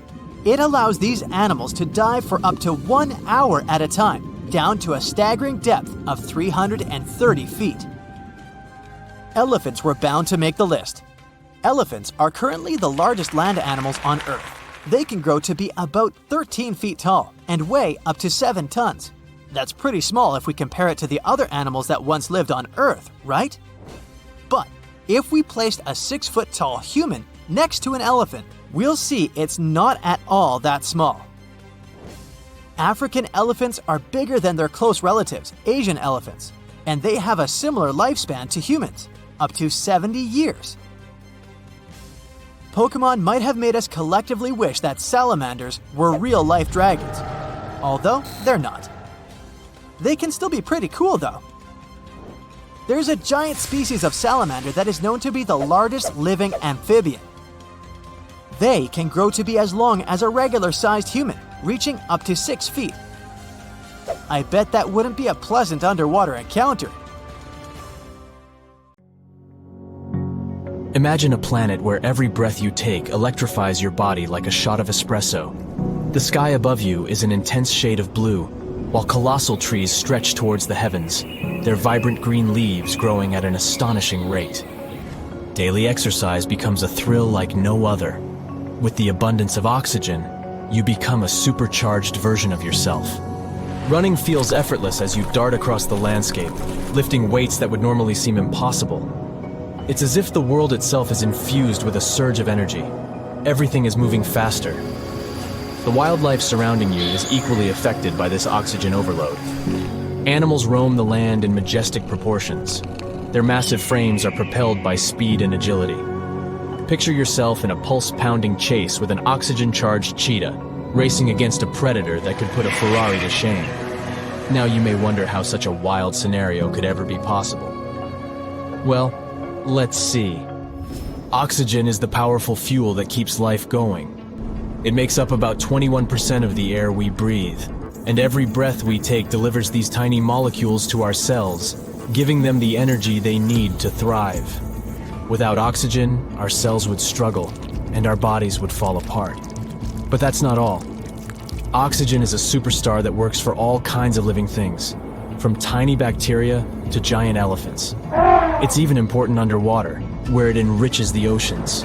Amazing creatures like plankton and algae produce lots of oxygen, creating a thriving underwater world. But to fully understand the impact of high oxygen levels on the planet, prepare for a journey back in time. Recently, scientists have made an astonishing discovery. They tested rocks from two different places that were really far apart. And can you believe it? These rocks held tiny pockets of gas that showed how oxygen levels shot up by almost a third in a very short time. It was like a breath of fresh air. So they studied these rocks and found that oxygen levels back then were much higher. Imagine lush landscapes, towering forests, and gigantic swamps that stretched as far as you could see. During the Carboniferous period, oxygen ruled the atmosphere at an impressive 20%, just like today. But over the next 50 million years, its levels shot up to a crazy 35%. Can you imagine what that did? As oxygen surged, something incredible happened. Huge forests grew all over the land, creating a breathtaking green world. And massive swamps took over low-lying areas, making the landscape look surreal and otherworldly. At the same time, carbon dioxide levels dropped. Normally, when things break down, microbes release carbon dioxide into the air. This gas acts like a warm blanket, trapping the sun's heat and raising temperatures. But in the mysterious swamps where these giant plants were buried, the microbes couldn't do their job. The result? The planet got really cold. Who would have thought that a breath of fresh air could have such power? The scientists are still trying to figure out why this happened. But one thing is certain, it wasn't just happening in one place. It was a worldwide phenomenon. It was like the planet was playing a funny game with the climate. But let's go even earlier. We see the first North American dinosaurs making their grand entrance. High oxygen levels are what gave a big boost to the rise of mighty dinosaurs in North America and beyond. Picture tropics filled with the magnificent giant creatures. Obviously, dinosaurs didn't just appear out of nowhere. They took advantage of a changing environment that was perfect for their evolution. Oxygen levels played a huge part in this dinosaur party. As oxygen levels rose, so did the size of these incredible creatures. They started small with predators like Chicxulub, and soon after, huge dinosaurs like sauropods took over the land. Then, 65 million years ago, dinosaurs disappeared and mammals took over.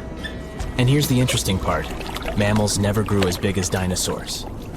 So what's the explanation for this? Mammals, and humans are mammals too, by the way, are special because we can regulate our body temperature. But that comes at a cost. We need a lot of energy to stay warm compared to reptiles and dinosaurs. Dinosaurs didn't bother with temperature control, so they could focus on growing big. The biggest dinosaurs were 10 times larger than the largest mammals. It's like a game of anything you can do, I can do 10 times bigger. Dinosaurs might have had similar limitations with their sizes, but those were much less strict. Before the dinosaurs' extinction, mammals were very small. Many mammal species disappeared along with the dinosaurs.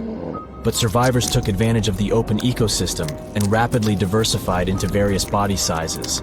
However, after 42 million years of growth, mammals reached a size plateau.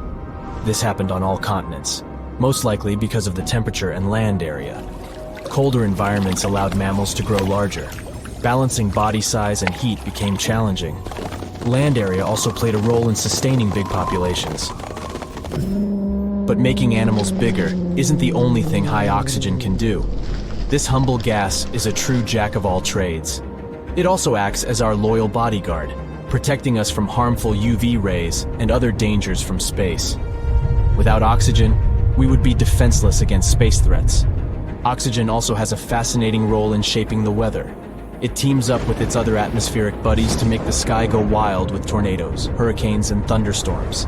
They mix and mingle in the air, creating just the right conditions for these exciting weather adventures to happen. And these adventures can be dangerous, but they serve an important purpose. They help distribute nutrients and organic matter, carrying soil, leaves, and debris to new places. So what if we decided to mess with nature and crank up the oxygen levels to crazy heights, 30%, 40%, or even 50%? Well, too much of a good thing can become dangerous. Oxygen toxicity is when too much of this gas causes big problems. It's like eating loads of candy. It's fun at first, but soon enough you'll regret it. Surprisingly, An overdose of oxygen can leave you struggling for breath, like a tired dancer in desperate need of a break. At first you might feel a burst of energy, but it doesn't last. Dizziness sets in, as if you've been spinning on the dance floor for hours without stopping. In extreme cases, too much oxygen can even harm your body, making you feel like you've crashed into a huge truck. So while oxygen is always with us, giving us life, it's important to appreciate its delicate balance. Don't put on your special breathing gear. Also, we wouldn't be the only creatures to suffer from this oxygen extravaganza. Mammals, for example, will struggle to adapt to these extreme levels. The balance of power among species will change drastically, and winners and losers will fight for survival in a world that's spinning out of control. And we'll need stronger shelters to deal with these gigantic animals. We'll have to stay nimble and avoid danger. Amidst all the chaos, there will be astonishing adaptations. Birds will fly higher than ever before, reaching heights that would amaze even the clouds. Also, get ready for more natural disasters and delicate ecosystems hanging in the balance. Fires will start quickly and rage fiercely, making wildfires a constant threat. Even a small spark from a campfire could cause disaster. We'll need to rethink our cooking and heating methods to stay safe in this oxygen-filled world. But let's not forget the other side of the oxygen story. If we had a planet with low oxygen, only around 15%, we would face a completely different struggle. Every breath would be difficult, leaving us tired and struggling for air. Physical activity would become extremely hard, and our memory and focus would suffer. So let's be grateful for the oxygen levels we have now. They're the perfect balance for us to thrive. In this exhilarating journey through an oxygen-rich world, we've experienced breathtaking wonders and discovered the delicate balance of our planet. Let's cherish the magic in every breath, respect the interplay of oxygen and life, and embrace the thrill of this remarkable ride called life. Boom! An explosion of supersonic waves, interplanetary heat, dust, fumes. The Earth's atmosphere has been invaded by a cosmic rock the size of Everest. A few seconds ago, this rock, weighing trillions of tons, was hurtling towards Earth. It could fly from New York to Anchorage faster than you could fry yourself an omelet. This monster's name? The Chicxulub incident. Epic name, right? 66 million years ago, it crashed into the Earth. Back then, dinosaurs ruled the planet, but not for long. The epic collision took place in modern Mexico, in the Yucatan Peninsula, right near Cancun, where the dinosaurs were vacationing. Well, probably not. Still, the huge space rock hit the ocean, but even all that water couldn't stop the inevitable. The collision caused a huge amount of energy to be released. The horror on a planetary scale had begun. Imagine a mini-sun lighting up the surface of the Earth with tsunamis the height of the Statue of Liberty bursting from the epicenter of the watery impact. Not good. The blast blew through the surface of the Earth. It was as hot as an oven and burnt everything in its path. The impact provoked a colossal earthquake and serious volcanic activity. A bunch of volcanoes simultaneously released hot lava and ash into the prehistoric skies. Millions of tons of ash and soot poisoned the air. This formed a huge ash cloud in the atmosphere, which blocked out the sun's rays for several years. The long winter had begun. Only there wasn't any snow falling from the sky, but rain made of sulfuric acid. Yes, the Chicxulub incident might just be the most important thing that ever happened in the history of our planet. Even more than YouTube. Back then, there were loads of volcanic eruptions, a lot of flammable oxygen in the atmosphere, constant temperature changes. It was the perfect and worst time for all of this to go down. So, how are we so sure about all this? Well, the asteroid left an absolutely huge crater on the planet's surface. Today, this scar is hidden under the Gulf of Mexico. Scientists found a lot of places on Earth with abnormally high levels of iridium. This metal is very rare on Earth, but it's in a lot of asteroids that scientists have examined. Scientists studied some 66 million-year-old rocks. In the layers of rock, they found dust, the same dust that comes from asteroids. This could only have happened if a huge asteroid had crashed into Earth. The catastrophe led to the extinction of not only the dinosaurs, but also the asteroid. It was so hot at the point of impact, part of the asteroid just disappeared. A lot of water vapor and carbon dioxide shot up into the atmosphere. But the biggest problem, sulfur. It got kicked up by the asteroid impact and flew up into the air. These tiny sulfur particles blocked out a lot of the sun's rays. Without the sun, a lot of plants disappeared and the climate eventually got colder. The immense heat turned stones into glass. Scientists call these things tektites. The energy of the impact threw them up into the skies. After a short flight, the tektites fell down to Earth. But it wasn't pretty. Rain fell too, only instead of drops of water, you'd have seen hot glassy fireballs. They bombarded the planet's surface for days. The tektites set fire to everything. Scientists found evidence of this all over the world, not just near the collision site. But a lot of things from back then are still a mystery. Some scientists think that Chicxulub wasn't even an asteroid. It might have been a comet. Asteroids are mostly made of stone and metal. Most often they kind of look like a potato. A comet contains rock, metal, and ice. Comets look like dirty cosmic snowflakes, complete with ammonia, methane, and carbon dioxide. Comets sometimes come from the Oort cloud. It's a huge cloud of ice and debris around our solar system. From time to time, comets break free from the pack and head towards our sun. According to scientists, this special comet flew right past Jupiter. The gravity of that huge planet accelerated the comet even more. It flew towards the sun, gaining more and more speed. The comet's outer ice shield started to evaporate, and it probably gave off a lot of dust and gas, which made it look like it had a tail. The sun's gravity eventually shattered the comet apart. One of the fragments flew through space and crashed into the Earth 66 million years ago. So, asteroid or comet? The truth is, we'll never know. What we do know is that the Earth was seriously unlucky to be in its path, and it was never the same again.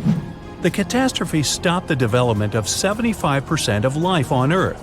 Some bigger marine animals, like crocodiles, turtles, and fish, survived the impact. Out of all land animals, the only ones to survive were the ones that were, on average, smaller than the modern raccoon. That includes a bunch of special species of dinosaurs, the ancient ancestors of birds. Scientists believe they survived for two reasons. After the huge impact, it took a long time for plants to start growing again, and a lot of animals didn't survive. Most remaining animals didn't have enough food. But these dinosaurs had a beak. With its help, they could split open nuts and dig seeds out of the soil, so they survived. The second reason is that these lucky guys had bigger brains. Some people think that they were able to cooperate with each other and quickly adapt to the new conditions. Other life forms survived too. Fungi and mold survived underground and underwater. Gradually, the darkness cleared away and ferns began to take over the lifeless landscape. After a few thousand years, forests started to reappear. The animals that survived were pretty much all inconspicuous and small creatures. They lived in burrows, safe from all that hot ash. Before the collision, mammals had lived in the shadow of dinosaurs. But with all the dinosaurs suddenly gone, things were about to change. Mammals were able to take over. They began to dominate life, at least on land. Back to the moment when everything changed. Turns out, it wasn't the size of the asteroid that made it so powerful. It was more about the angle in which it hit the Earth. If the angle of impact had been different, the dinosaurs might have even survived the catastrophe. So, what would that have looked like? Well, let's travel back, way back. Oh no, there's a giant asteroid heading for Earth. Oh, wait, never mind, it missed. Whew. There are plenty of earthquakes, tsunamis, and volcanic eruptions every day, but dinosaurs don't mind that much. No big deal. Fast forward a few million years, and most of these ancient lizards have changed and are now unrecognizable. Thanks to a couple of ice ages, many dinosaurs are now totally covered with feathers to protect them from the cold. Mammals exist, but they're few and far between. You see a lot of bats in caves. There are tons of rat-sized rodents in the forests. During the day, they hide in the undergrowth or in burrows. At night, they go out in search of food. There are no horses, no elephants, or other large mammals. Why become large and eatable when there are so many dangerous reptiles with huge fangs around? There are no whales in the sea. Parrots, hawks, and pigeons are nowhere to be seen. But pterodactyls 2.0 whiz past you constantly. Some are about the size of a helicopter, while others are no larger than a swan. There are plenty of primates, but they're in no hurry to climb down from their trees and walk on two legs. No venturing out into the savannah, no evolution into Homo sapiens. In this alternate reality, open spaces are very dangerous. But then again, so are forests and trees. Nowhere is safe. To get some delicious primate treats, many smaller dinosaurs learned to climb trees. This was already happening back in the Cretaceous period, right before that huge asteroid just missed Earth. Whew, that would have been an epic collision. Dinosaurs have grown wiser since that near miss. Some are even as smart as a modern chicken. A large brain uses a lot of energy, and that's not always a good strategy for survival. Safer to keep brains small and keep making those teeth bigger and pointier. Meganeuropsis was a giant dragonfly that lived on our planet almost 300 million years ago. It was about the size of a modern-day falcon, with a wingspan as long as your leg. It had long and sharp claws that it used to catch food and for protection. They could even grab small animals and carry them through the air. Their speed and maneuverability made them formidable hunters. Meganeuropsis is the most giant insect ever found on Earth. Scientists believe it might have reached this colossal size because there used to be more oxygen in the air. There were other gigantic insects that lived before the dinosaurs too. Some ancient ants could grow to the size of a hummingbird. And if that wasn't scary enough, they could also spit acid, like something out of a movie. These ants lived in large colonies, and their anthills were several times bigger than the ones we see today, and could resemble a bear's den. This thing is an Arthropleura, an ancient ancestor of the giant millipede. This monster dwarfed the last two animals, growing to the length of a car. It lived in rainforests, and it could move at great speed. Imagine being chased by one of these. Fortunately, Arthropleura weren't carnivores like today's centipedes. They only ate plants. Another reason the insects grew so big back then is that there was less direct competition. They could evolve and grow without being eaten by more successful animals. Brontoscorpio lived about 400 million years ago and could reach 3 feet in length. That's 15 times longer than modern scorpions. And unlike modern ones, it had not 2, but 4 claws. This amazing creature could also breathe on land and underwater. That's because it had both gills and lungs. It's believed that these guys were some of the first to evolve and change their habitat from water to land. Now, onto a far stranger marine animal, Anomalocaris. It's thought to be the very first predator to live on our planet. It was half the length of a human, their eyes had color vision, and they were likely the most advanced of any living organism 500 million years ago. They used their sharp claws and mouth parts for hunting trilobites, crabs, and sea scorpions. It's possible that Anomalocaris was what eventually pushed crabs and scorpions onto the land. They might not look very similar, but Anomalocaris was also an ancient ancestor of modern crabs. Dunkleosteus was an enormous ancient fish. These guys were half the length of a school bus and weighed the same as a small car. They had no teeth, but evolved to use the bone plates on their jaws as a replacement, leading to their crazy appearance. This allowed them to have the biting power of a modern Mississippi alligator. Most impressively, it could close its jaw multiple times in less than a second. This created a powerful flow of water right into its mouth. Smaller fish would get caught in the current and pulled right into a Dunkleosteus's mouth. Their skull was heavily protected by bony armor. It was like it was wearing a helmet. This protected it from almost any strikes and made it the apex predator of its time. Achmonistion is the ancestor of all sharks in existence, living around 340 million years ago. No one knows why, but in addition to the usual shark fin, it had something that looked like an anvil on its back. Another feature of the Achmonastion was a massive spike on the underside of its body. It was very sharp and covered with many teeth. Tiktaalik were some of the first animals to set foot on land. It had gills and scales, like a fish, but it also had some of the features of land animals. It looked a bit like a cross between a fish and a lizard. Its front and back fins began to turn into limbs, so it could crawl along shorelines, and it developed lungs as it spent more time out of the water. This weird fish may be the ancestor of pretty much every modern land animal today, including us. Back to land, this is a Dimetrodon. It looks like a lizard, but it's actually a synapsid, a close relative of mammals. It was the size of an alligator and had a giant sail on its back. Scientists aren't certain, but it's believed that the Dimetrodon used this sail to get heat from the environment faster. It also helped them camouflage themselves in the tall grass. These guys are often confused with dinosaurs, but they disappeared 40 million years before the first dinosaurs appeared. Over time, synapsids evolved into full-fledged mammals, and if we go further down this chain, we'll find out that humans evolved from these guys too. Dinocephalians. The name of these guys literally translates to scary-headed. This is because, in the process of evolution, their skulls became much thicker. These creatures were usually 19 feet long and weighed the same as a car. Some of them had long fangs like a saber-toothed tiger, but these giant lizards were herbivores. That doesn't mean that they were completely peaceful and docile, though. Scientists believe they fought within their species. They smashed their heavy foreheads into each other, like rams do now.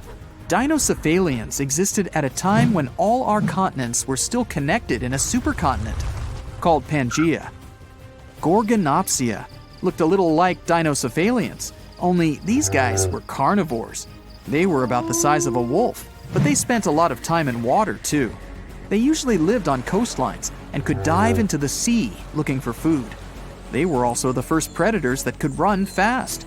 This is one reason why Gorgonopsia ruled the world about 265 million years ago. Later, these species mysteriously disappeared, leaving the dinosaurs to dominate the Earth. The cause of the mass extinction about 240 million years ago is unknown, but the second event that caused the extinction of 95% of all living organisms on Earth was a giant meteorite. The oldest tree remains are 385 million years old. Archaeologists found them inside a rock, where there were traces of the roots of many species of trees. These ancient trees evolved and began to turn the carbon dioxide in the air into oxygen. Gradually, they created the atmosphere we have now. This is the oldest winged insect in the world, Rhyniognathus. It's about 400 million years old, and there's still debate about the way it lived. Supposedly, it fed on plants, but it also might have eaten other animals. The oldest species of millipede is Pneumodesmus pneumani. It may have been the first living organism to breathe on the barren Earth, around 400 million years ago. This little guy was only as long as a seed, but we only have one fossil, so they might have grown a bit bigger. Pneumodesmus might be a distant relative of all the millipedes and centipedes that exist today.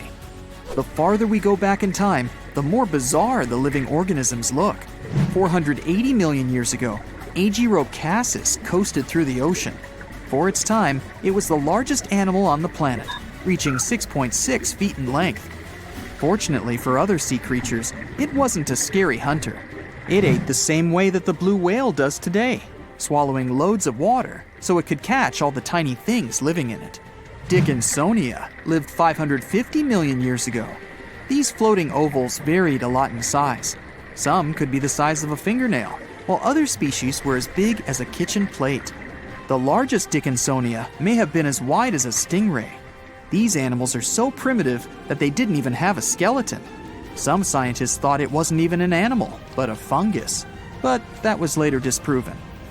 Charnia was another animal that scientists originally thought was a plant. They believed that it was just the leaf of something like a fern. They realized that it was an animal when it was found that Charnia lived deep underwater, where photosynthesis is impossible. These guys swam near the bottom of the sea and fed on nutrients from the water. Instead of a traditional digestive system, these things had filters. They ran water through them to catch food in it, like the Agirocasses. The first living organism is thought to have appeared about 4.2 billion years ago. When the oceans first formed, they were filled with things needed for life to exist. Under high temperatures, this matter began to interact and join together, forming the first living organism. This is why we look for planets with liquid water. We know life on Earth started with water, so many people believe that water is the most important factor in the origin of life.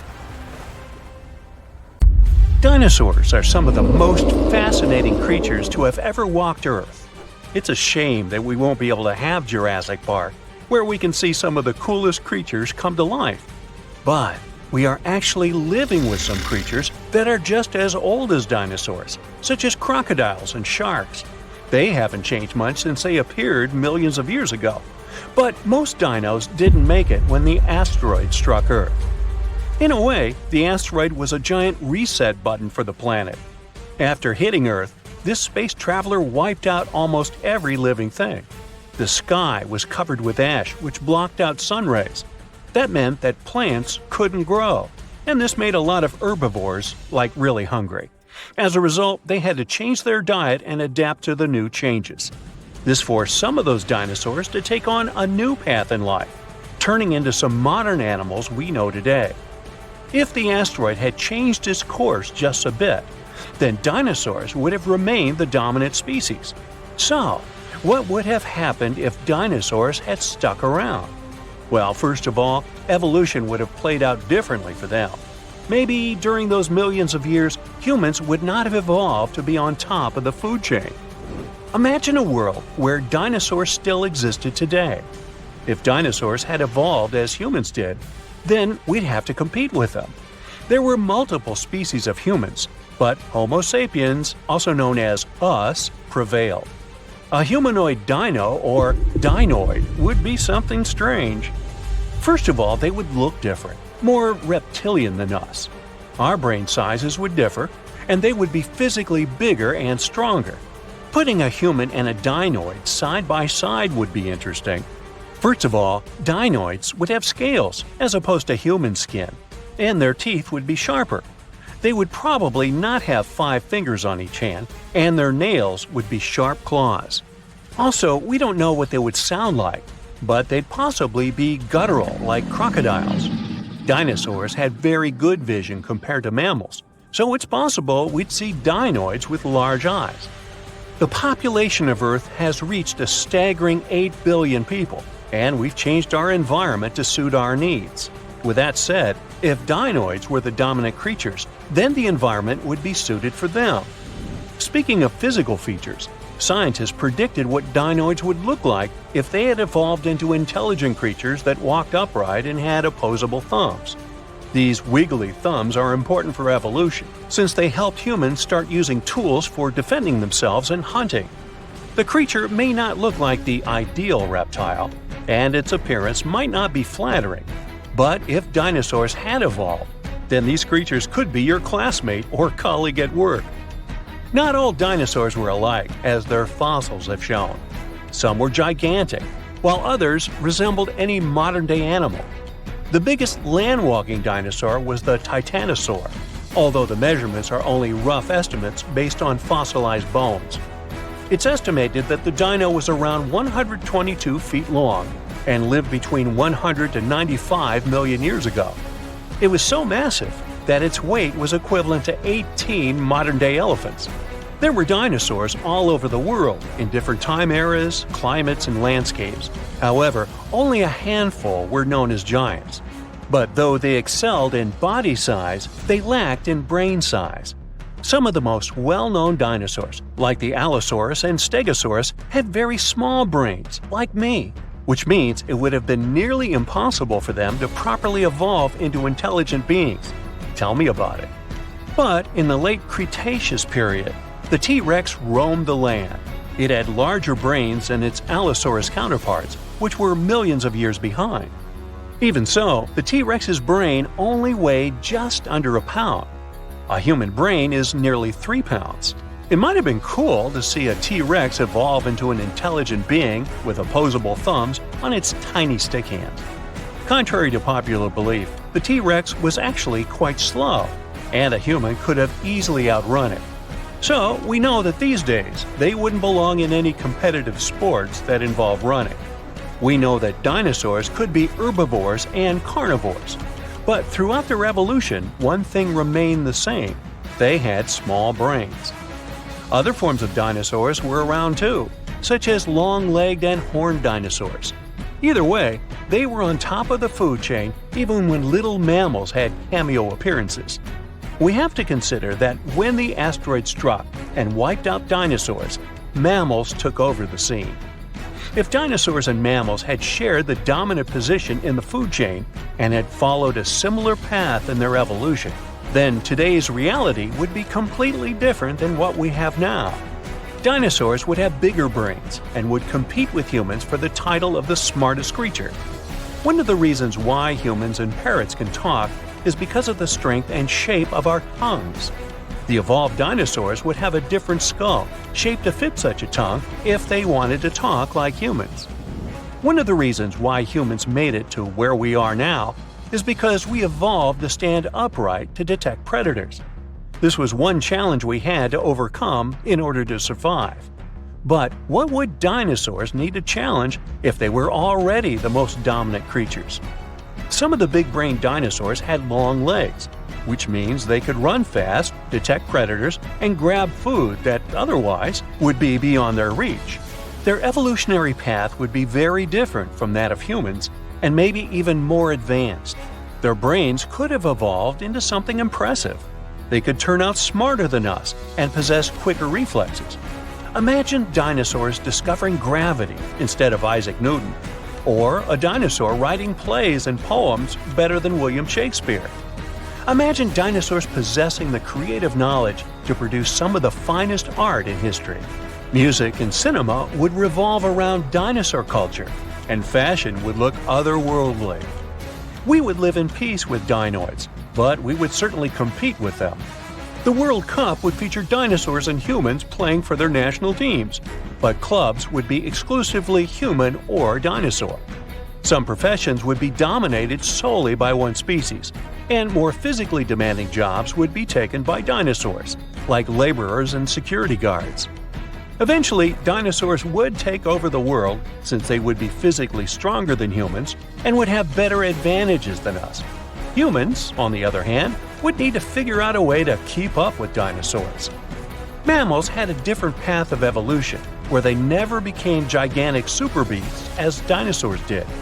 Instead, their brains developed and grew big. But even though humans are the smartest creatures on the planet, we don't have the biggest brain. Animals like orcas, whales, elephants, and other apes have bigger brains here. So why are we smarter than them? The answer is we don't know. The brain is the most complex organ we have, and we know so little about it. We don't even know exactly why it's so complex or why it behaves like that. Today's dinosaur descendants, like crows and parrots, have complex brains, which allows them to communicate, use tools, and even count. Bigger doesn't always mean better in this case. A parrot's brain is smaller than a cat's, but it's far more complex and intelligent than that of any feline out there. Some scientists argue that dinosaurs from the movies aren't 100% accurate, and that they used to have feathers. In terms of evolution, some small feathered dinos might have followed the path of primates. They might have evolved into a tree-dwelling primate that may also have followed the path of becoming another species of human. And here you are, on Earth, 66 million years ago. It's one of the warmest periods in the planet's history. There are no ice caps yet. Everything is lush and green. Dinosaurs roam the Earth. Massive sauropods peacefully chew on flowering plants and trees, their young ones following closely by their side.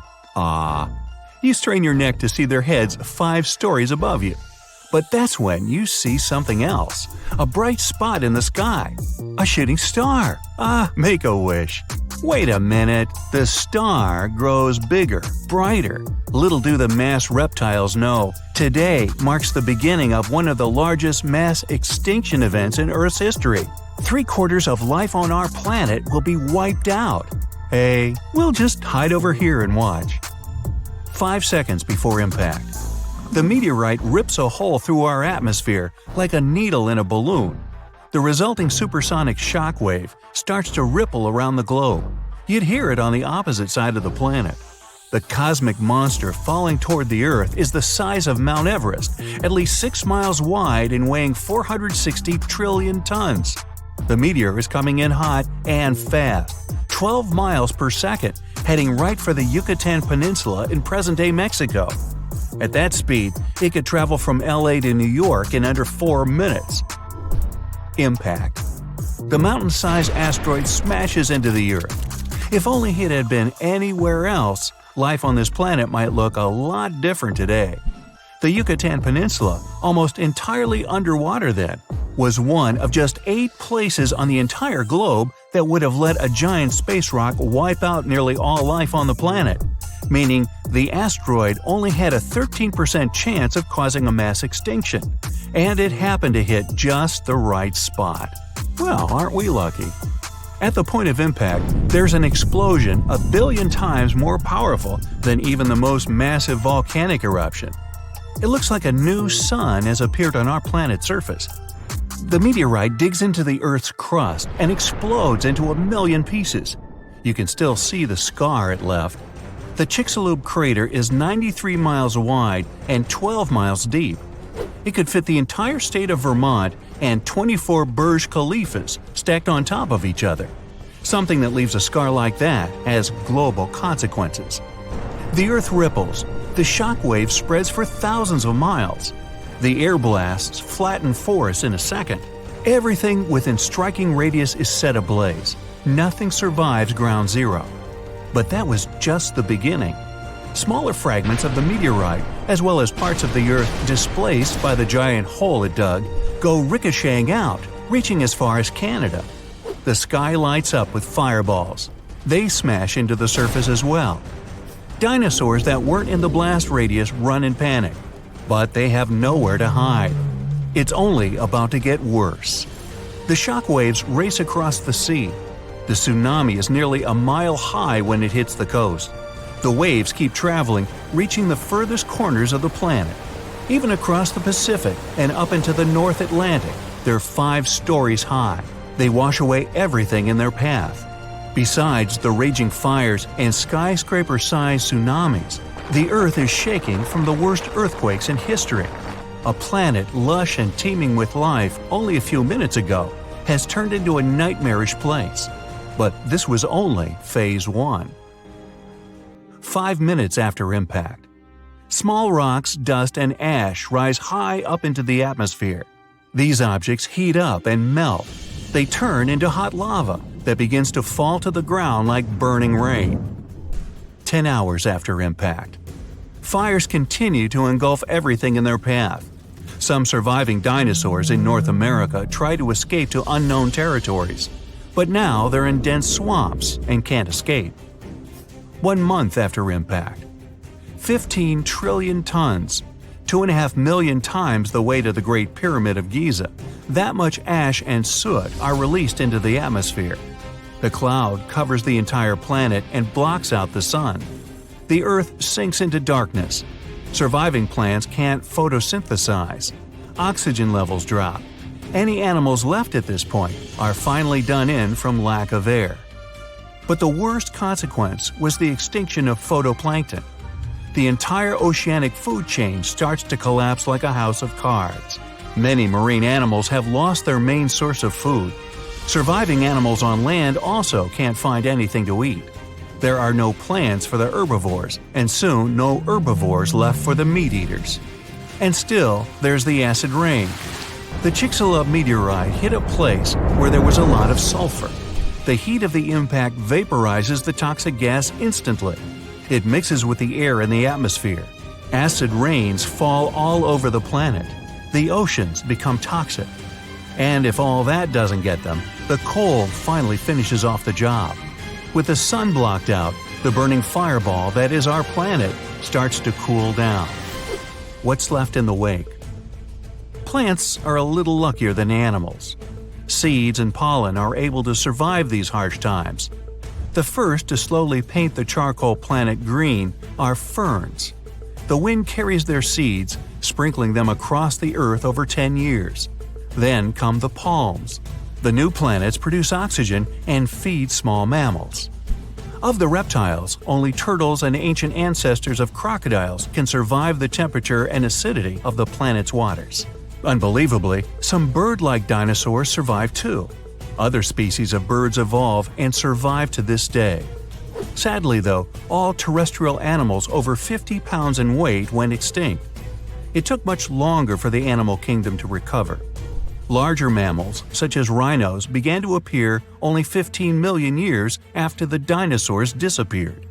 Blue whales, the largest living creature this planet has ever seen, bigger than any of the dinos, only showed up a little over 4 million years ago. Did the dinos have a fighting chance? Scientists say that if the meteorite had hit in the deeper ocean, the story would have gone a lot differently. Yes, the resulting tidal waves would have been 10 times higher than the already massive ones that rippled across the planet. But even a giant mega tsunami wouldn't be able to wipe out 75% of plant and animal life on Earth. What really did the dinosaurs in was the global blackout. If the meteorite had hit in deeper water, not the shallow sea of the Gulf of Mexico, there wouldn't have been so much dust and ash in the atmosphere. That dropped the oxygen levels and cut off the food chain from the very bottom. There's a theory that climate change and other conditions on Earth 66 million years ago would have still wiped out the dinosaurs, no meteorite necessary. It could be a supervolcano erupting and spewing out large amounts of sulfur and ash into the atmosphere. Perhaps the meteorite just sped up the inevitable. Now let's move on to a more interesting question. Could humanity survive a meteorite impact like that? Back then, not a chance, obviously. But if something like that were to happen in our time, we have an advanced intellect and technology. We've filled the cosmos with probes and satellites, so we know about any possible meteors headed straight our way. It wouldn't take us by surprise. Now, we might have to hide deep underground to avoid the blast wave and tsunamis. And you'd need enough food down there to last for at least a year. And don't forget your toilet paper. But with the right prep, humanity could stand a chance. The main problem after such an event is to survive the global winter when the ash covers the sky. But our species can handle it. Just ask anyone living in Oymyakon, Russia. The town of 500 people holds a Guinness World Record for the coldest inhabited place on Earth. They've seen the thermometer read minus 90 degrees Fahrenheit. What about preserving plant and animal life? Our species has been working on that for a long time. There's a World Seed storage facility on Svalbard Island. It's about 40 stories underground and can hold over 2 billion samples. The location was chosen because of the permafrost climate and low tectonic activity. Preserving all the planet's animals would be a tougher job. Perhaps genetic engineering, cloning, or something else would work. Herding them all down into a bunker? Crocs, bears, and snakes included? I think I'd rather try my luck above ground, thank you. Now, thanks to new fossil discoveries and technologies, we're getting to learn more and more about the biology of dinosaurs. Some people don't need to know more than the fact that a few of them were colossal, terrifying, and vicious. But for those of us that do, the use of comparative biology, pigment analysis, and powerful new X-rays have allowed us to gain insight into specific features, such as their colors, eating behaviors, and the shapes of their tongues. Yes, that's right, the shapes of their tongues, which, for a long period of time, was something of a mystery. This is because soft, fleshy dinosaur parts are hardly ever retained in fossil form. But thanks to the discovery of some surviving hyoid bones, which are situated at the root of the tongue in front of the neck, we now have some insight. Most animals have this hyoid bone that anchors the tongue. The shape and complexity of the bone determine how free-moving the tongue can be. Scientists have discovered that nearly all dinosaurs had simple tongues that laid flat and were extremely similar to the tongues found inside the mouth of a crocodile today. Yeah, this crocodile. Go ahead and take a closer look. Nah, just kidding. Come on back. Let's take a look at some specific dinosaurs and start with the Brachiosaurus. Let me stick my neck out on the line by guessing that most of you will be familiar with this dinosaur because of its neck. You know, the one which was typically 30 feet in length. Despite its neck being its most distinctive feature, its name actually translates to arm lizard in Greek. It's common knowledge that the Brachiosaurus is one of the largest dinosaurs to ever have lived. On average, it reached 76 feet in length and 40 feet in height. That's roughly the length of 2 school buses and as high as a 4-story building. None of which were around in the era of the big guy here. Fragmentary leg bones and vertebra of even larger dinosaur species are known, but these skeletal remains are too incomplete to determine their exact size. So this guy may have been the largest dinosaur ever. A renowned herbivore, thank goodness. The Brachiosaurus is thought to have eaten up to 880 pounds of dry plant matter every day. Most of this was made up of coniferous trees, ginkgos, and cycads. This target might have been hard to hit for this dinosaur, as researchers have learned that its teeth were spoon-shaped and not ideal for chewing food. This means that the creature would have swallowed vegetation whole, as its teeth were suited to stripping it but not breaking up large chunks of plants. This, along with the dinosaur's body shape, suggests that the Brachiosaurus would have liked to feed as quickly as possible. Dinos like these didn't always make use of their ability to strip towering trees when dining. The Brachiosaurus traveled in herds, moving to the next location once they had exhausted all of the local vegetation. And I mean all of the local vegetation, not just that which hung high on trees. It's likely that the creatures supplemented their diets with vegetation at lower levels, especially after they'd done a number on all the nearby trees. This method of feasting was the most energetically appealing for this giant. By munching on lower vegetation, researchers believe that the dinosaurs saved up to 80% in energy compared to when foraging for high-up food sources. They have also discovered that the nostrils of the Brachiosaurus were on the front of its face and not the top. This is because we now know they roamed the fertile floodplains in their respective herds. For decades, it was believed that these creatures lived in deep, watery swamps. Let's look at another common misconception about a popular dinosaur. Please put your hands together for the Tyrannosaurus rex, which is arguably the most famous of all dinosaurs. Discoveries from the past 100 years have revealed that theropods had heavily feathered skin. Theropods are the family of dinosaurs to which the T-Rex belongs, so naturally, people began to think that the creature would have been covered in feathers as well. However, a study from 2017 took skin impressions from the iconic dinosaur and found no evidence of the structures required to support feathers. If a T-Rex did have feathers, they would have been limited to its back. Researchers accept that other large dinosaurs of the same family as the T-Rex have been discovered with their remains covered in feathers. An example of this would be the Yutyrannus dinosaur. But as of now, the accepted theory is that feathers weren't a common feature of T-Rexes. This makes it easier to believe that feathers were exclusive to smaller tyrannosaurids and were there as a means of keeping the creature warm. For a long period of time, researchers thought feathers were an exclusive feature of the theropod family. But this theory has been debunked. Just like the kid at camp who was kicked out of the top bunk. You know, debunked. Anyway, fossil evidence discovered in Siberia now suggests that multiple different family groups of dinosaurs had feathers.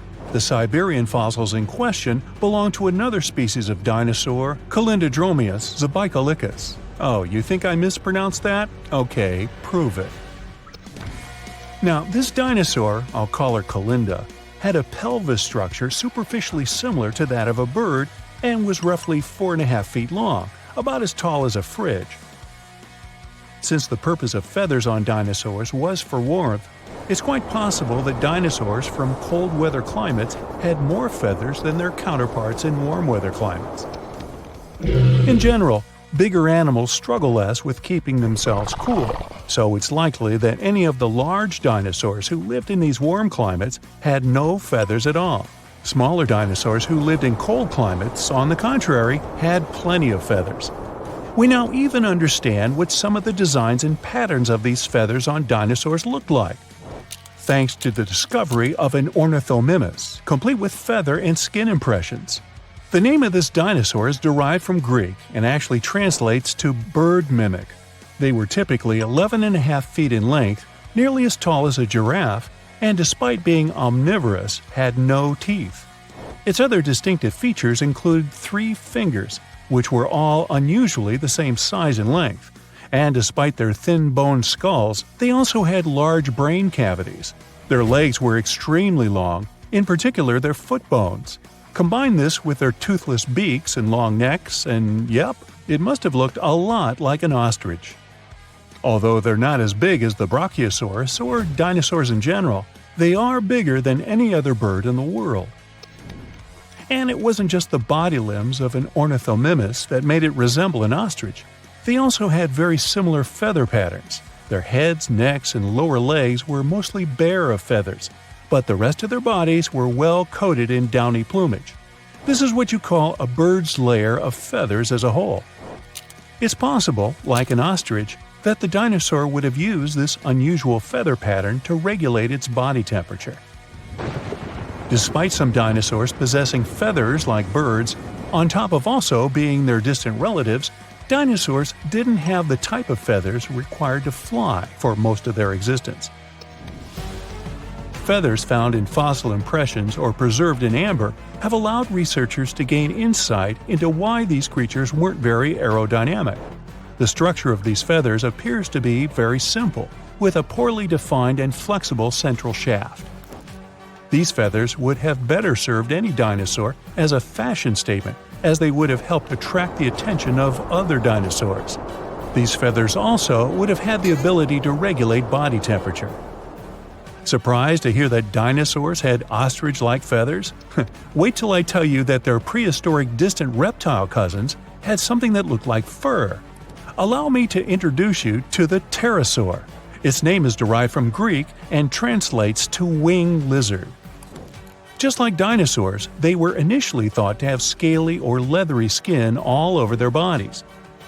But over the course of the 20th century, fossil examinations revealed that many parts of a pterosaur's body were furry. The wingspan of a pterosaur could reach the length of over 23 feet, about as long as a London bus. Its toothless jaw was very long and resembled that of a pelican.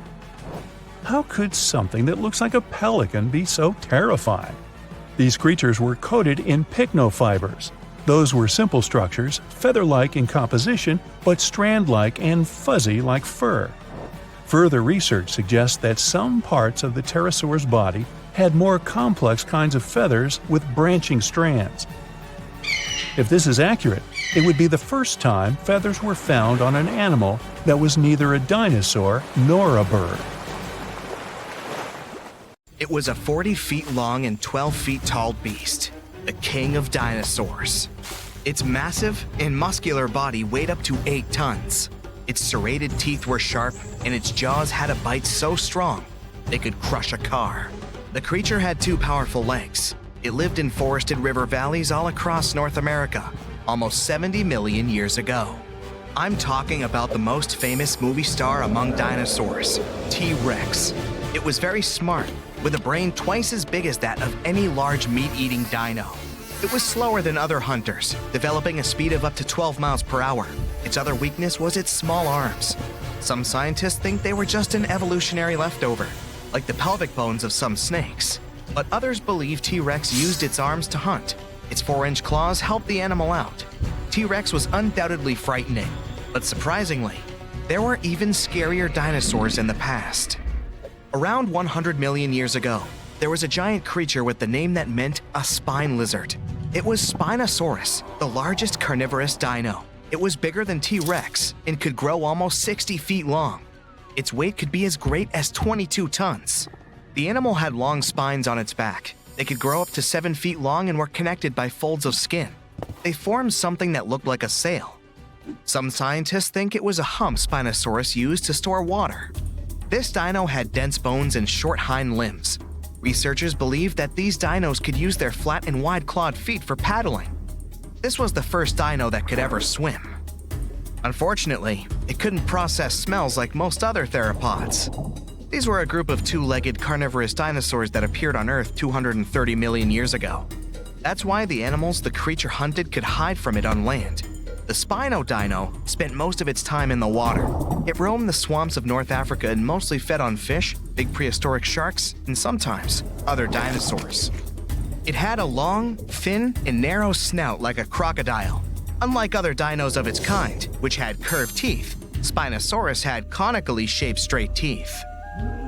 Giganotosaurus, which is the Greek word for giant southern lizard, was considered the largest meat-eating dino until Spinosaurus was found. It lived around 100 million years ago in South America, around 30 million years before T-Rex appeared there. It was longer and taller, but more slender than T-Rex. And while T-Rex had 2 fingers, this giant had 3.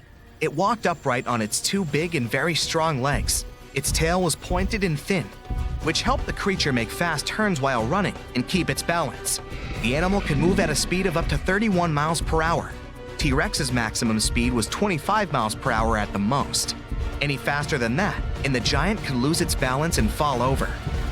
Giganotosaurus had 2 arms with sharp claws. It was mostly an opportunistic meat eater feeding on everything it found on its way. Its bite wasn't as strong as T-Rex's, but it still managed to deal with some bigger animals, like herbivore dinosaurs. Maybe there was even an Argentinosaurus among them, the biggest animals ever found. It's hard to imagine how Giganotosaurus could take down a 50-ton beast on its own. That's why scientists think they may have hunted in groups. The animal's only weakness was its small brain. It was twice smaller than T-Rex's. This means the T could at least win a chess game. Big retractable sickle-shaped claws in the creature's feet are great for cutting. Ladies and gentlemen, welcome Utahraptor. That's a mini T-Rex that lived 125 million years ago. If a big T-Rex was coming for you, you could hide under a rock or some other place where it wouldn't be able to reach you. But there would be no place where its mini version couldn't follow you. Discovered in Utah, strong, toothy, and armored with huge claws, more than 9 inches long, an adult Utahraptor was 20 feet long and 5 feet tall at the hip. These creatures were covered in feathers. This is why fully grown animals look like gigantic turkeys. The Utahraptor's main weakness was their size. They were a bit smaller than many other dinos, but these guys made up for that by hunting in packs. Allosaurus, which means a different lizard in Greek, was a massive carnivore reaching 40 feet in length and weighing 2 tons.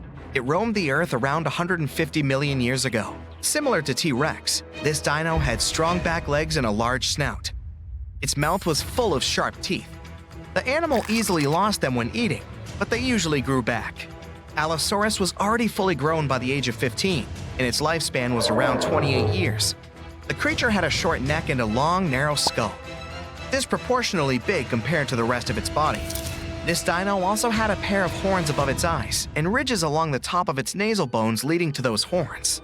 Allosaurus chased big herbivore dinosaurs. When several Allosauruses gathered in a group, they could take down even such colossal creatures as Apatosaurus. But scientists still doubt if they could cooperate, because these dinos were generally not too friendly toward one another. Some of the animal's bones had an hourglass shape, which made them lighter and reduced their strength. They were similar to the hollow bones modern birds have. Another weakness of this dino was its bite. It was less powerful than that of some modern animals, like lions, alligators, or leopards. Scientists think Allosaurus may have used its skull as a hatchet. The Rhizinosaurus was one of the freakiest dinos out there. It lived 100 to 60 million years ago. It had a very small head and bizarre feet with 4 toes, unlike their ancestors that had 3. Its body was covered with feathers. This weirdo had the longest claws scientists have ever recorded. They were 3 feet long each. These claws were curved and sharp. The dino used them to collect plants for lunch. Scientists are still not sure if this creature was a herbivore or carnivore, or both. The dino had a long neck. There were no teeth in its upper jaw, its wrist bones were like the ones modern birds have. The Risinosaurus might have evolved from a meat-eating to plant-eating animal throughout time. Unfortunately, in comparison with meat-eaters, herbivore dinosaurs were much weaker, and still, those claws could make its enemies think twice. High-spined lizard, or a Crocanthosaurus, lived 110 million years ago. It was 2 feet shorter than T-Rex but had a similar body structure. Like T-Rexes, these creatures often went after bigger and more challenging animals. For example, with those backbones so hard, it seemed as if they were carrying a giant turtle shell, like Ankylosaur. The high-spined lizard was very territorial. It had a brain shaped like the letter S and an excellent sense of smell. What made a Crocanthosaurus vulnerable was its small arms. And still, the creature used them to hunt other animals surprisingly well. The dino pulled its catch close to its torso, which was like a hug you wouldn't be able to escape from. Diplodocus lived 150 million years ago. The 90-foot-long creature was possibly the longest dinosaur ever. Its tail, which could reach 46 feet in length, was the longest tail of any animal ever. And its neck was more than 20 feet long. The underside of the dino's tail had 2 rows of bones, which made the creature even stronger and more mobile.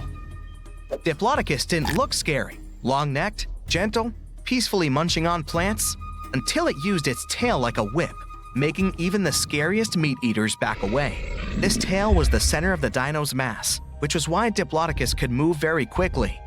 Scientists first thought, this is a lizard-like animal, but its posture was more like that of an elephant. Plus, Diplodocus had nasal openings on its forehead.